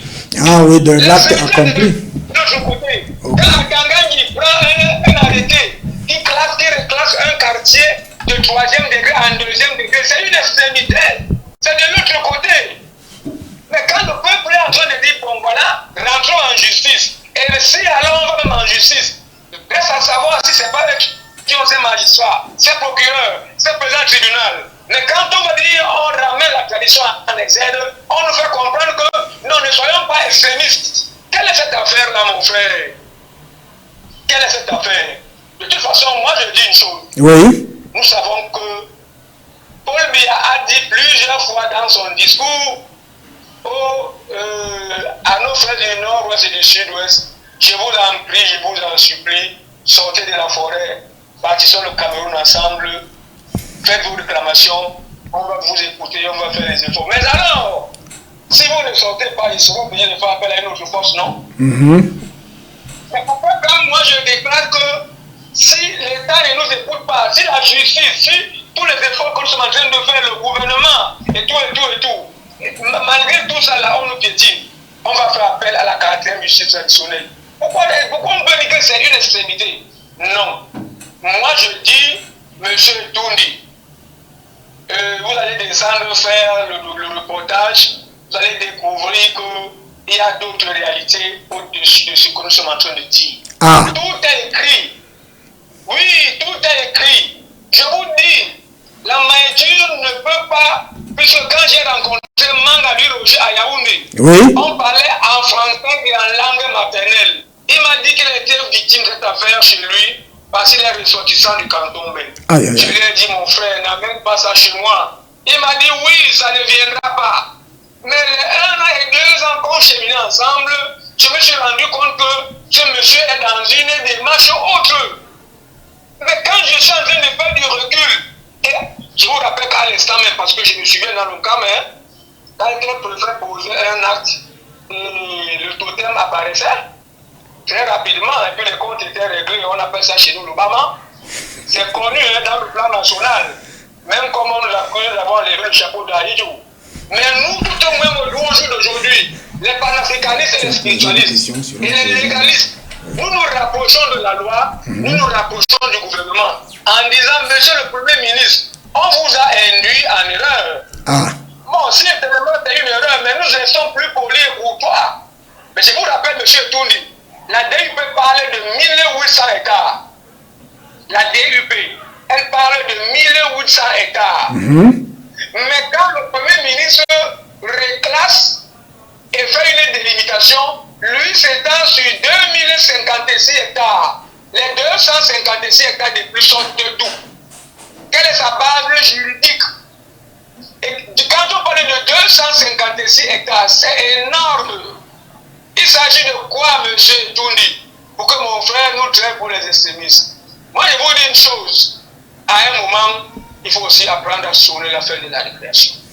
Nous respectons l'État et nous attendons que l'État puisse tirer la conclusion de cette affaire en respectant effectivement les lois de la République. Mais dans le cas contraire, on sera obligé de faire les efforts. de protéger nos progénitures présentes et à venir. Et pour le faire, on va faire parler de la loi traditionnelle. Pour le moment, nous ne le souhaitons pas. C'est pour ça que nous acceptons passer dans votre média et d'autres encore qui nous interpellent. C'est pour ça que nous sommes prêts à faire. Et puis d'abord, je vous rappelle une chose, monsieur Toundi. Je vous connais, je l'ai dit tantôt, comme un très fin panafricaniste. Je vous rappelle qu'il y a des médias dont nous supplions même que nous voulons faire des dénonciations, que nous avons des documents. Permettez-nous d'éviter le pire dans notre territoire. Ils ne disent non. Vos adversaires, vos prédateurs sont les nôtres. C'est eux qui sont ici, c'est eux qui nous nourrissent, c'est eux qui font ceci. Ah? Il y a des médias qui ne peuvent même pas passer. Mais seulement, je dis une chose. Paul Biya a dit dans son dernier discours du 10 février 2025, la paix au Cameroun, avant, pendant et après les élections présidentielles, lui souhaite ça. Si lui, le chef de l'État, ne fait pas attention, le trio, ou alors le quattro, le préfet du département du CAM, le ministre Yébé ici, le MINCAF, le premier ministre et le directeur de la Maïtu, ils vont déclencher ce feu dans l'arrondissement de Yabassi et département du CAM. Jusqu'à preuve du contraire, jusqu'à présent, nous ne le souhaiterons pas. Et nous ne souhaitons pas que cela arrive. C'est pour ça que nous voulons que la lettre ouverte au chef de l'État puisse avoir impact et que nous ayons le retour dans sa soeur avec les effets positifs. Merci, merci. Merci beaucoup. Alors, vous ne partez pas, on reste encore un instant parce que on est en train de chercher à savoir quels sont les projets, les programmes au plan politique qui intéressent les populations. Merci aussi pour cette franchise. Je crois que vous avez fait la démonstration là, qui en principe tend à dire que vous n'êtes pas dans l'extrémisme, mais je pense aussi que du côté de Monsieur Ayulo Bernard, il parlait du narratif et du lexique, c'est-à-dire que les problèmes de lexicologie, c'est-à-dire que pour dire une chose, on peut aussi utiliser un ensemble de mots, mais en réalité, vous venez de dire des choses de manière ouverte là et beaucoup plus claire. Et vous constatez que nous, on n'est pas nourris ici. On cherche aussi des gens à nous nourrir, mais on n'est pas nourris et que nous travaillons comme nous avons toujours travaillé dès le départ pour l'intérêt de la justice, la pleine justice, celle qui est divine, humaine et celle qui donne à chacun ce qu'il doit avoir. Alors, Daniel Yango-John, Bernard Ayulo vous a interpellé sur un projet tout à l'heure, là, un projet, je crois, vous disiez... Oui, le développement d'une CAM. Le développement d'une CAM. À un moment donné, le CAM avait été sollicité pour sa réhabilitation, oui. Notamment les plans de développement. Vous parlez de Sodincam? Oui, sur le plan agricole et tout. Que sont devenus ces projets, Daniel Yango-John? Par rapport aux autres projets dont on parle aujourd'hui, on a l'impression... Monsieur Ayulo, que j'aimerais bien rencontrer, Taki. Non, ça va se faire. Je dis que Taki fraternellement. Ok.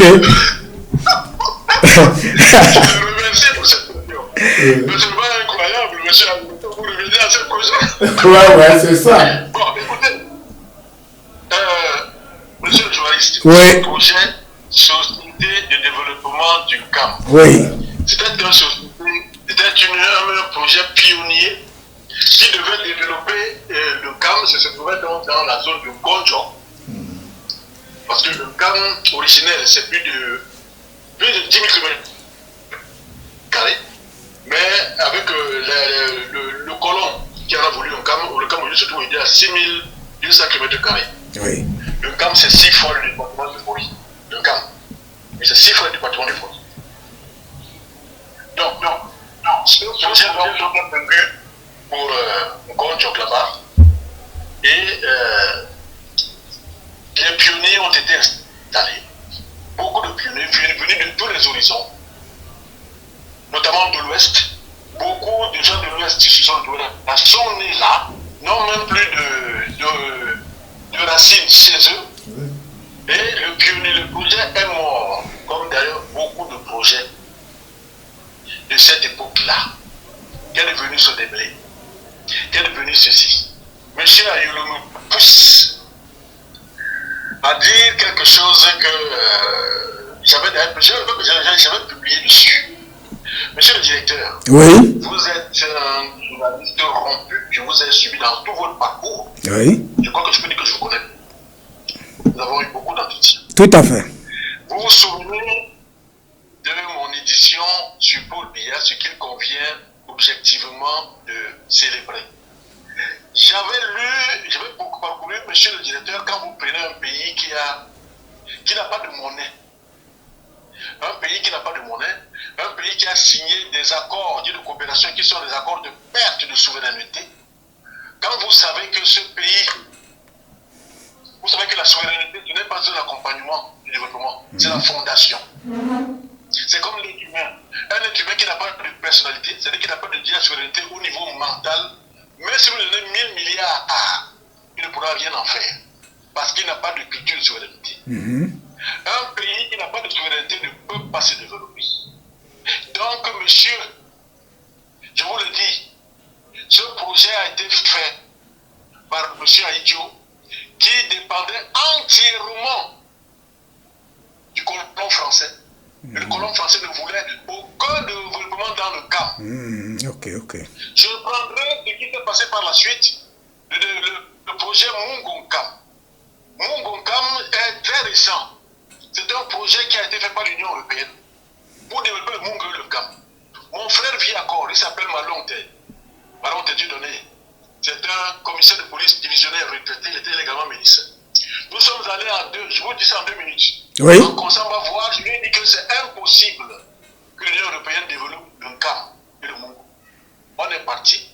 Et on a vu que ce projet de politique politicienne, qui devait d'abord faire l'objet d'une sensibilisation, information pour les populations, ce volet n'a jamais été fait. Et que sur plus de 220 dossiers enregistrés, le Nkam en avait 5, le Mungo en avait à peu près 15, et le Hongkam, qui n'était pas prévu dans ce projet, avait plus de 180 dossiers. Je parle de ce que j'ai vu, j'ai vécu. J'ai pris ma voiture et je suis allé avec le docteur, le commissaire docteur Malonte Dieudonné. Nous sommes allés ensemble à Konsama pour le siège du Mungonkam. Et nous avons vu ça là-bas. Et ce projet a fermé, on ne sait pas ce que c'est devenu.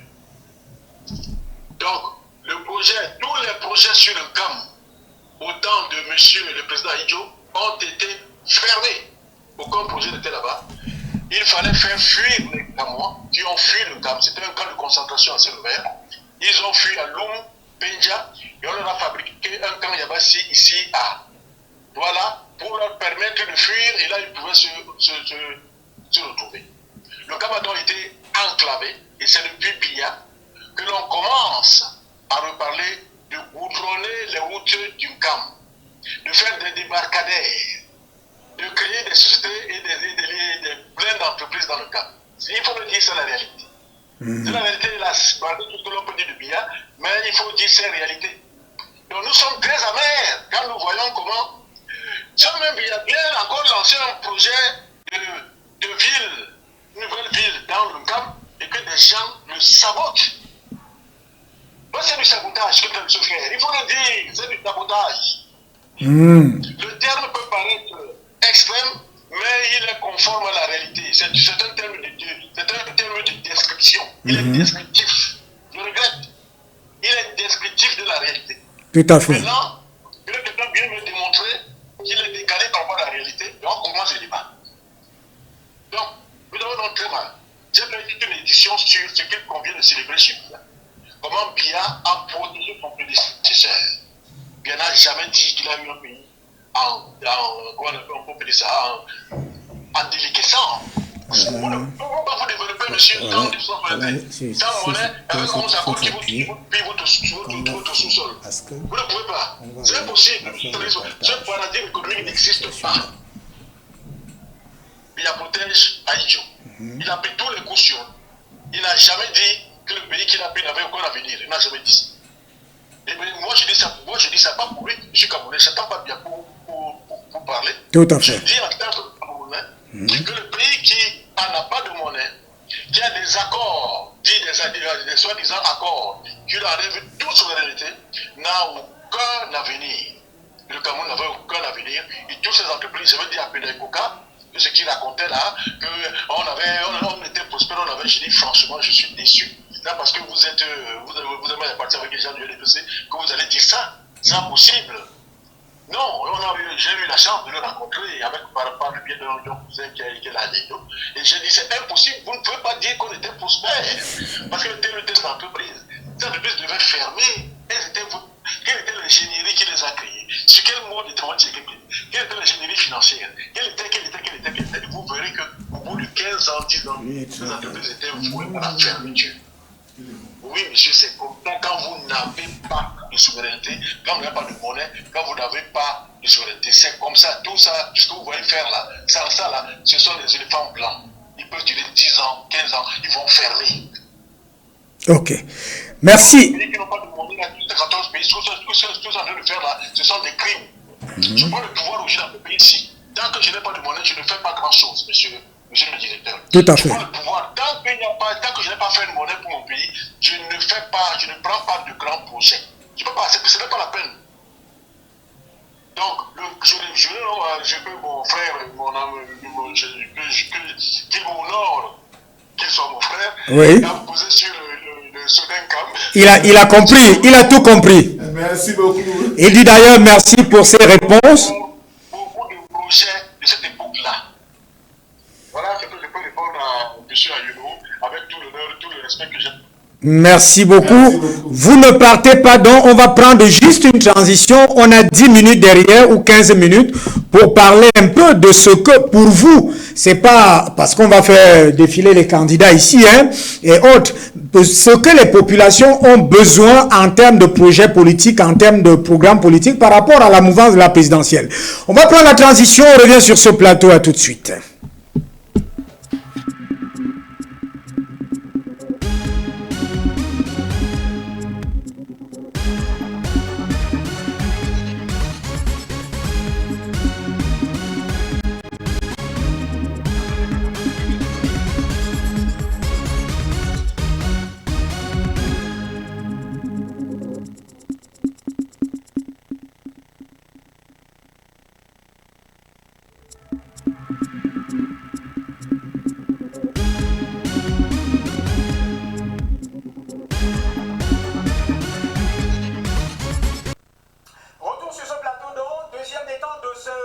Du débat républicain de ce jour, vous avez suivi la première articulation très enrichissante. D'ailleurs, ces mêmes problèmes se posent au niveau de toutes les localités au Cameroun. D'ailleurs, Billy, c'est un travail, Bernard Ayolo, c'est un travail que nous allons progressivement faire, un travail de recherche.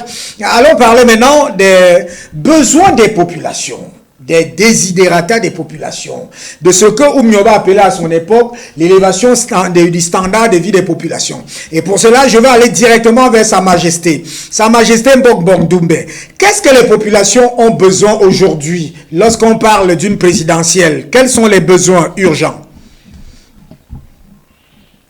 Oui, monsieur Toundi. Vraiment, merci pour une fois de plus pour cette question pertinente. Mais je pense que mon prédécesseur, M. Yangodio, a fait le déroulé de tout ça. Est-ce que dans une néocolonie, qu'est-ce que les populations peuvent attendre? La seule chose que nous on peut attendre ici, c'est que hier, ces gens venaient recruter les enfants qui sont tout brillants d'entrer dans le système. C'est-à-dire, excusez-moi, vous savez, il y a des choses qui spiritualistes et panafricanistes. Et je vous connais comme un frère panafricaniste, franc. Donc, ils venaient recruter nos enfants et nous-mêmes hier pour qu'on commence à baisser la culotte, à boire du sang. Comme nous sommes brillants et ils nous trouvent les postes. Au jour d'aujourd'hui, il y a tellement de candidats que c'est nous qui allons vers eux. Et les Camerounais, qu'est-ce qu'ils peuvent bénéficier de ça? La première chose à faire, je vous rappelle juste ça. Oui. Écoutez, Ibrahim Traoré n'est pas un professeur, il n'est pas un agrégé en droit politique, en sciences politiques, je ne sais pas quoi. Donc on a juste besoin de gens comme lui au Cameroun. C'est pour ça que nous, les spiritualistes et les panafricanistes, oui, non seulement nous avons notre destin entre les mains d'un homme, d'un monsieur le patriarche Biya, dont nous avons trouvé que, effectivement, il est mieux pour lui de s'entourer des gens de son âge pour essayer d'aller vers le même chemin et de nous laisser un Cameroun libre et prospère. C'est pour ça que nous espérons et nous attendons que, effectivement, lui qui est la personne la mieux indiquée pour balayer cette maison, il faut qu'il puisse balayer cette maison. Et que moi, je revienne maintenant pour répondre à votre question. Tout à fait. À ce moment-là, Cameroun, monsieur Tondi, allez voir les enfants qui vont danser demain pour avoir réussi le bac. Venez les voir 3 ans, 4 ans après. Comment ils cherchent à manger, ils ne parviennent pas. Ils deviennent des potentiels voyous parce qu'ils veulent faire quelque chose, ils ne peuvent pas le faire. D'autres même essayent de faire la moto, ça ne va même pas. Il y a quelqu'un qui m'a dit un jour que si tu veux tuer ton frère ou ton fils, achète-lui la moto. Parce qu'avec la moto, déjà le foie te frappe la poitrine, tu as des infections pulmonaires. Et tu ne peux pas faire 1 an, 6 mois, 1 an avec la moto sans toutefois laisser quelques gouttes de sang ou de l'homme. Ça veut dire que c'est à tes risques et périls. Donc franchement, je ne peux pas répondre au jour d'aujourd'hui profondément à cette question parce que le Cameroun est une néocolonie et que nous pensons que Paul Biya est en train de faire les efforts dans ce sens. Parce que mon prédécesseur, M. Yangoua, parlait des 11 accords. Oui, mais c'est quand même qu'il n'a pas reconnu les accords monétaires. Il sait quand même qu'il n'a pas reconnu les accords militaires, les accords miniers et bien d'autres accords. Je sais qu'au jour d'aujourd'hui, le port en eau profonde de Kribi coûte au Cameroun ce que ça nous coûte. Le Nose et le Boko Haram. Nous savons très bien que le refus de reconduire ces accords ont créé et continuent encore à créer beaucoup de troubles au Cameroun parce que quand on voit des soi-disant opposants dont nous tous, nous savons comment ils ont été formés et formatés au Cameroun. Et donc d'autres comptent même qu'ils prennent le pays et ils le ramènent entre les mains de là où nous voulons sortir. Parce que quand vous me posez cette question et que nous tombons d'accord que le Cameroun est encore une néocolonie, et en conclusion, il faut que le Cameroun sorte de la néocolonie pour que les jeunes, la jeunesse, les populations du Cameroun aient une perspective à venir. Et que nous avons face à nous des leaders qui veulent nous ramener dans cette colonisation ou alors dans cette recolonisation. Moi, je pense que nous faisons confiance à notre patriarche, qu'il est la seule personne qui est mieux placée pour balayer cette maison, afin que la question du directeur, M. Toundi, le fin grand panafricaniste, puisse avoir une réponse adéquate. Mais je pense que, tel que nous voyons le monde, comment l'hégémonie de ces satanistes occidentaux et américains est en train de tomber, comment le dollar souffre, comment le pouvoir militaire est en train de basculer vers la Russie, comment le pouvoir économique bascule vers la Chine pour un monde multipolaire. Nous pensons qu'un Afrique multipolaire, nous pensons à un Cameroun multipolaire. Donc la perspective à venir nous démontre que, effectivement, dans les jours à venir, l'avenir également sera meilleur. Merci, M. Toundi. Merci à vous, Majesté, qui n'a pas sa langue dans la poche en termes de lexique. Hein.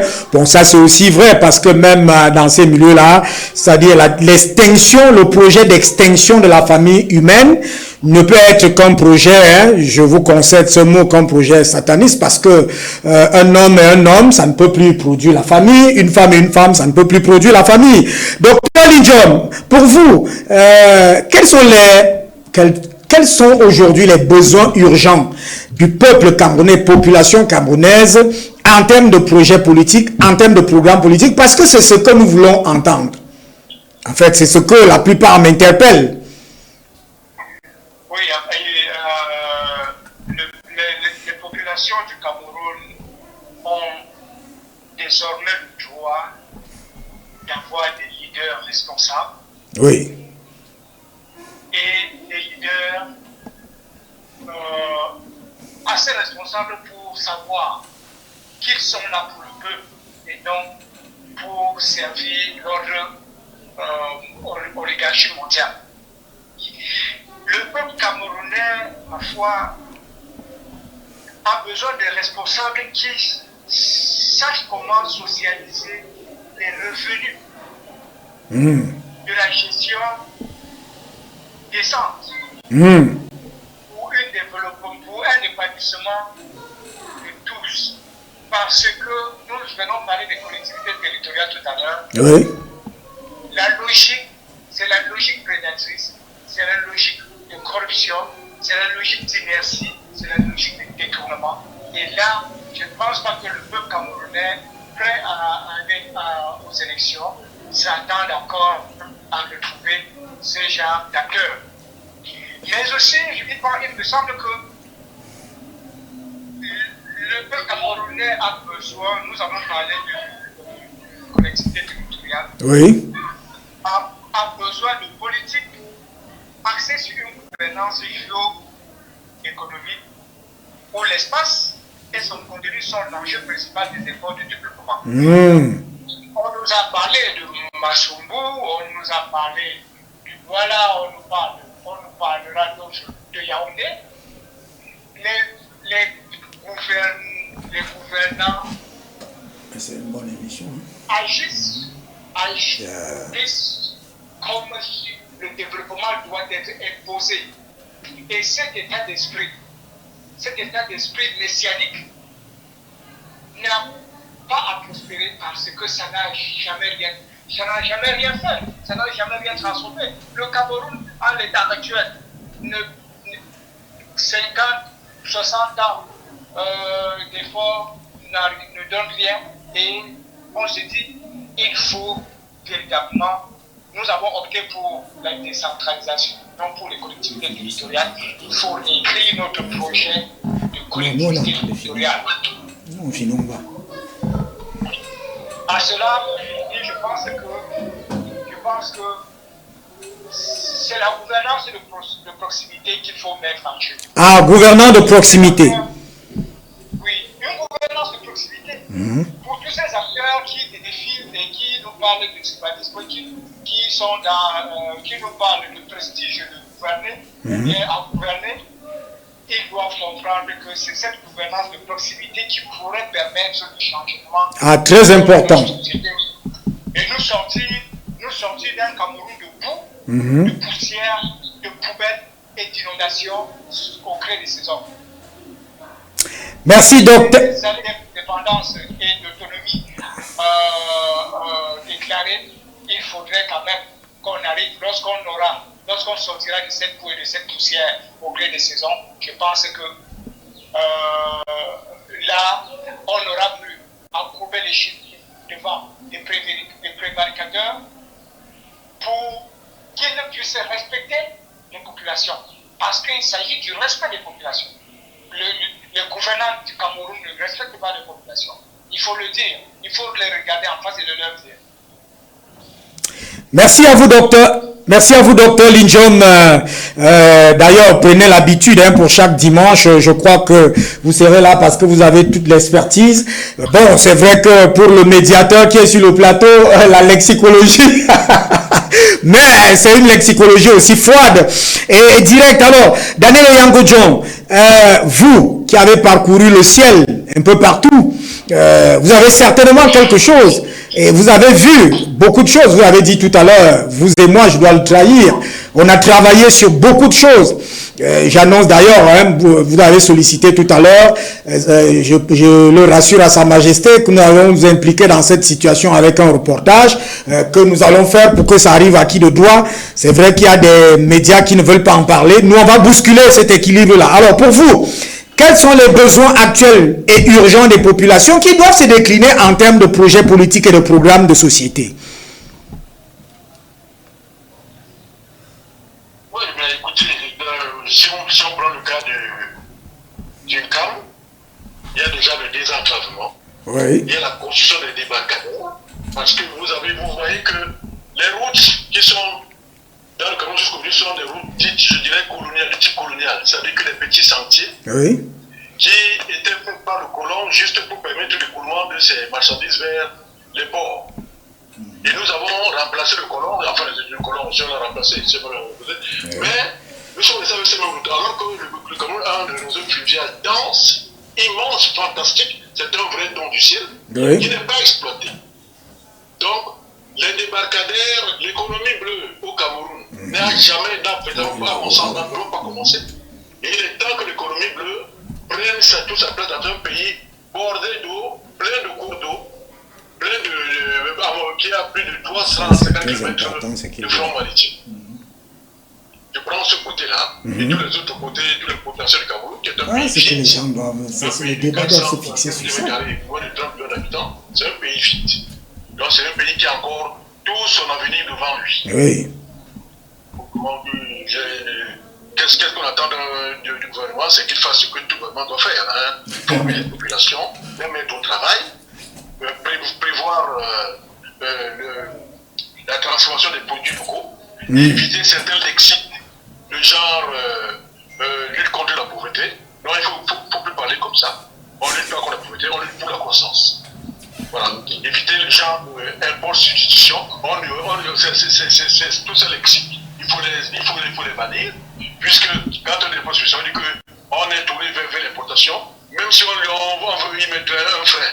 Ce qu'on va faire sur le plan local, c'est sur le prisme de ce qu'on a importé avant. Alors qu'on a des produits locaux, des produits qui sont tout à fait, peut-être même des produits exclusivement camerounais. Il faut voir comment penser qu'avoir la culture locale. Et quand on dit importation, il faut se demander, celui-là chez qui on a importé, il a copié chez qui? Donc il n'a pas importé, il n'a pas copié chez quelqu'un, il a fait ça tout seul, il peut aussi le faire tout seul. Et avec ça, le secteur minier, le secteur du sous-sol, qui a encore, comme on a dit-on, des terres rares, et notre sous-sol, aujourd'hui, je peux le dire avec Pierre, il est vraiment vierge en termes d'exploitation. Il y a la Socamine, qui est un géant, à qui il faudra donner toute sa place, et dont la création vient montrer le désir de souveraineté du Cameroun. De M. Biya. C'est un géant. Nous avons le port de Kribi, 24 000 hectares, environ le quart du département du Louri, qui est une ville portuaire, qui est un gigantesque pôle. Mais ici encore, les gens qui ont été chargés de faire ce projet ont commis la faute qu'ils ont commise de chaque fois, de mettre la route comme une annexe du projet. Un projet comme celui-là, la route est une partie intégrante du projet. Résultat, à combien d'années, on n'a pas de route sur le port de Kribi. Ce port de Kribi va donner au Cameroun une résonance, un rayonnement inimaginable aujourd'hui pour nous autres, et que nos enfants, petits-enfants vont voir. Et pour tous ceux qui disent, qui sont républicains, qui se disent hommes politiques, devraient parler de ce port de Kribi. Celui qui n'en parle pas ne parle pas politique, monsieur. Celui qui ne parle pas de Socamine ne connaît même pas le sujet, il parle de politique. Vous avez 370 ou 400 partis politiques. Là-dedans, je ne sais pas s'il y a 2 partis politiques. Vrais partis politiques. Donc, il y a donc beaucoup de choses à faire. Tout est en chantier. Et il faudrait que nous entiers, qu'on se donne les moyens d'exploiter ce chantier. Les moyens existent. Tout à fait. C'est tout ce que je peux dire pour tourner, pour faire une littérature appropriée par rapport à la question. Tout à fait. Merci à vous, merci à vous, toi, en ligne, une expertise affirmée et un langage franc, un style direct, avec beaucoup de données, beaucoup d'informations. Je crois que ce n'est pas des flatteries, monsieur Bernard Ayolo. Oui, ce que vous dites tient la route. Je voudrais juste un peu apporter ma contribution. Tout à fait. À ces différentes parce que là, on sort du sujet. À ces différentes lumières qui sont venues de la part de nos différents experts. Je voudrais modestement, en tant que citoyen, être un peu nostalgique des plans quinquennaux de développement. Vraiment, si on peut revenir sur la bonne vieille recette qui a fait ses preuves dans la planification avec les plans quinquennaux de développement, qu'on sache de manière claire et sans ambiguïté, on voit les ressources, on voit les indications pratiques et tout, les ressources humaines, tout ce qu'on doit attendre sur une année, sur la base des plans quinquennaux de développement qui s'étendaient sur 5 ans. Moi, j'aimais ça. J'aimais cette planification d'Amadou Ahidjo. Excusez-moi, hein, oui. Je suis un peu nostalgique. Mais M. Yango vous a dit que tout a été emporté en bateau. Heureusement que le président Paul Biya est venu remettre... Chacun son époque. Oui. Bon, je comprends, M. Yango. Je suis même un de ses fans dans ses démarches et tout, parce que exploiter la voie navigable, comment on n'a pas pensé à ça par exemple, oui. Comment on n'a pas pensé à temps avec la pluviométrie du Cameroun, avec tout ce qu'on a comme avantage sur le plan, j'allais dire liquide. Et on est noyé dans des cours d'eau. Voilà, donc je suis avec lui. Mais, comme M. Yango c'est mon ami, je vais lui rappeler quelque chose. Oui, oui. M. Yango, je vous conseille d'aller lire un ouvrage intitulé « De l'aide à la recolonisation ». De l'aide à la recolonisation. C'est un ouvrage qui est écrit par Tibor Médé. Tibor Médé. Et vous verrez à l'heure... L'aide à la recolonisation. Oui. De l'aide. De l'aide. À la recolonisation. Voilà, tout à fait. Voilà. Donc, parce que il est fondamental de savoir que les conseillers techniques qui vont venir de l'étranger maintenant, ils ne seront pas de couleur blanche, hein. C'est toi et moi. Hein. Les nouveaux colons, c'est toi et moi. Donc, c'est ce qui est défini dans cet ouvrage. Tous ces noirs qui sont restés après les blancs et qui ont voulu singer les blancs et qui ont porté sur eux une autre mission, celle de pérenniser le travail que les blancs ont effectué. C'est pour ça que Sa Majesté parlait de néocolonie. On est toujours dans la néocolonie. Identifié dans ces handicaps qui sont véritablement posés au développement dans nos différents pays. Parce que si ces personnes qui sont en recolonisation sont en position de force, en position de pouvoir, nous parlons ici, c'est pas évident. Et tout ça, ce ne sera pas évident. C'est pour ça que je voulais taquiner mon grand frère en lui disant qu'attention, c'est nous les nouveaux colons. Il a compris. Il a dit Tibor Médé de l'aide à la recolonisation. Merci.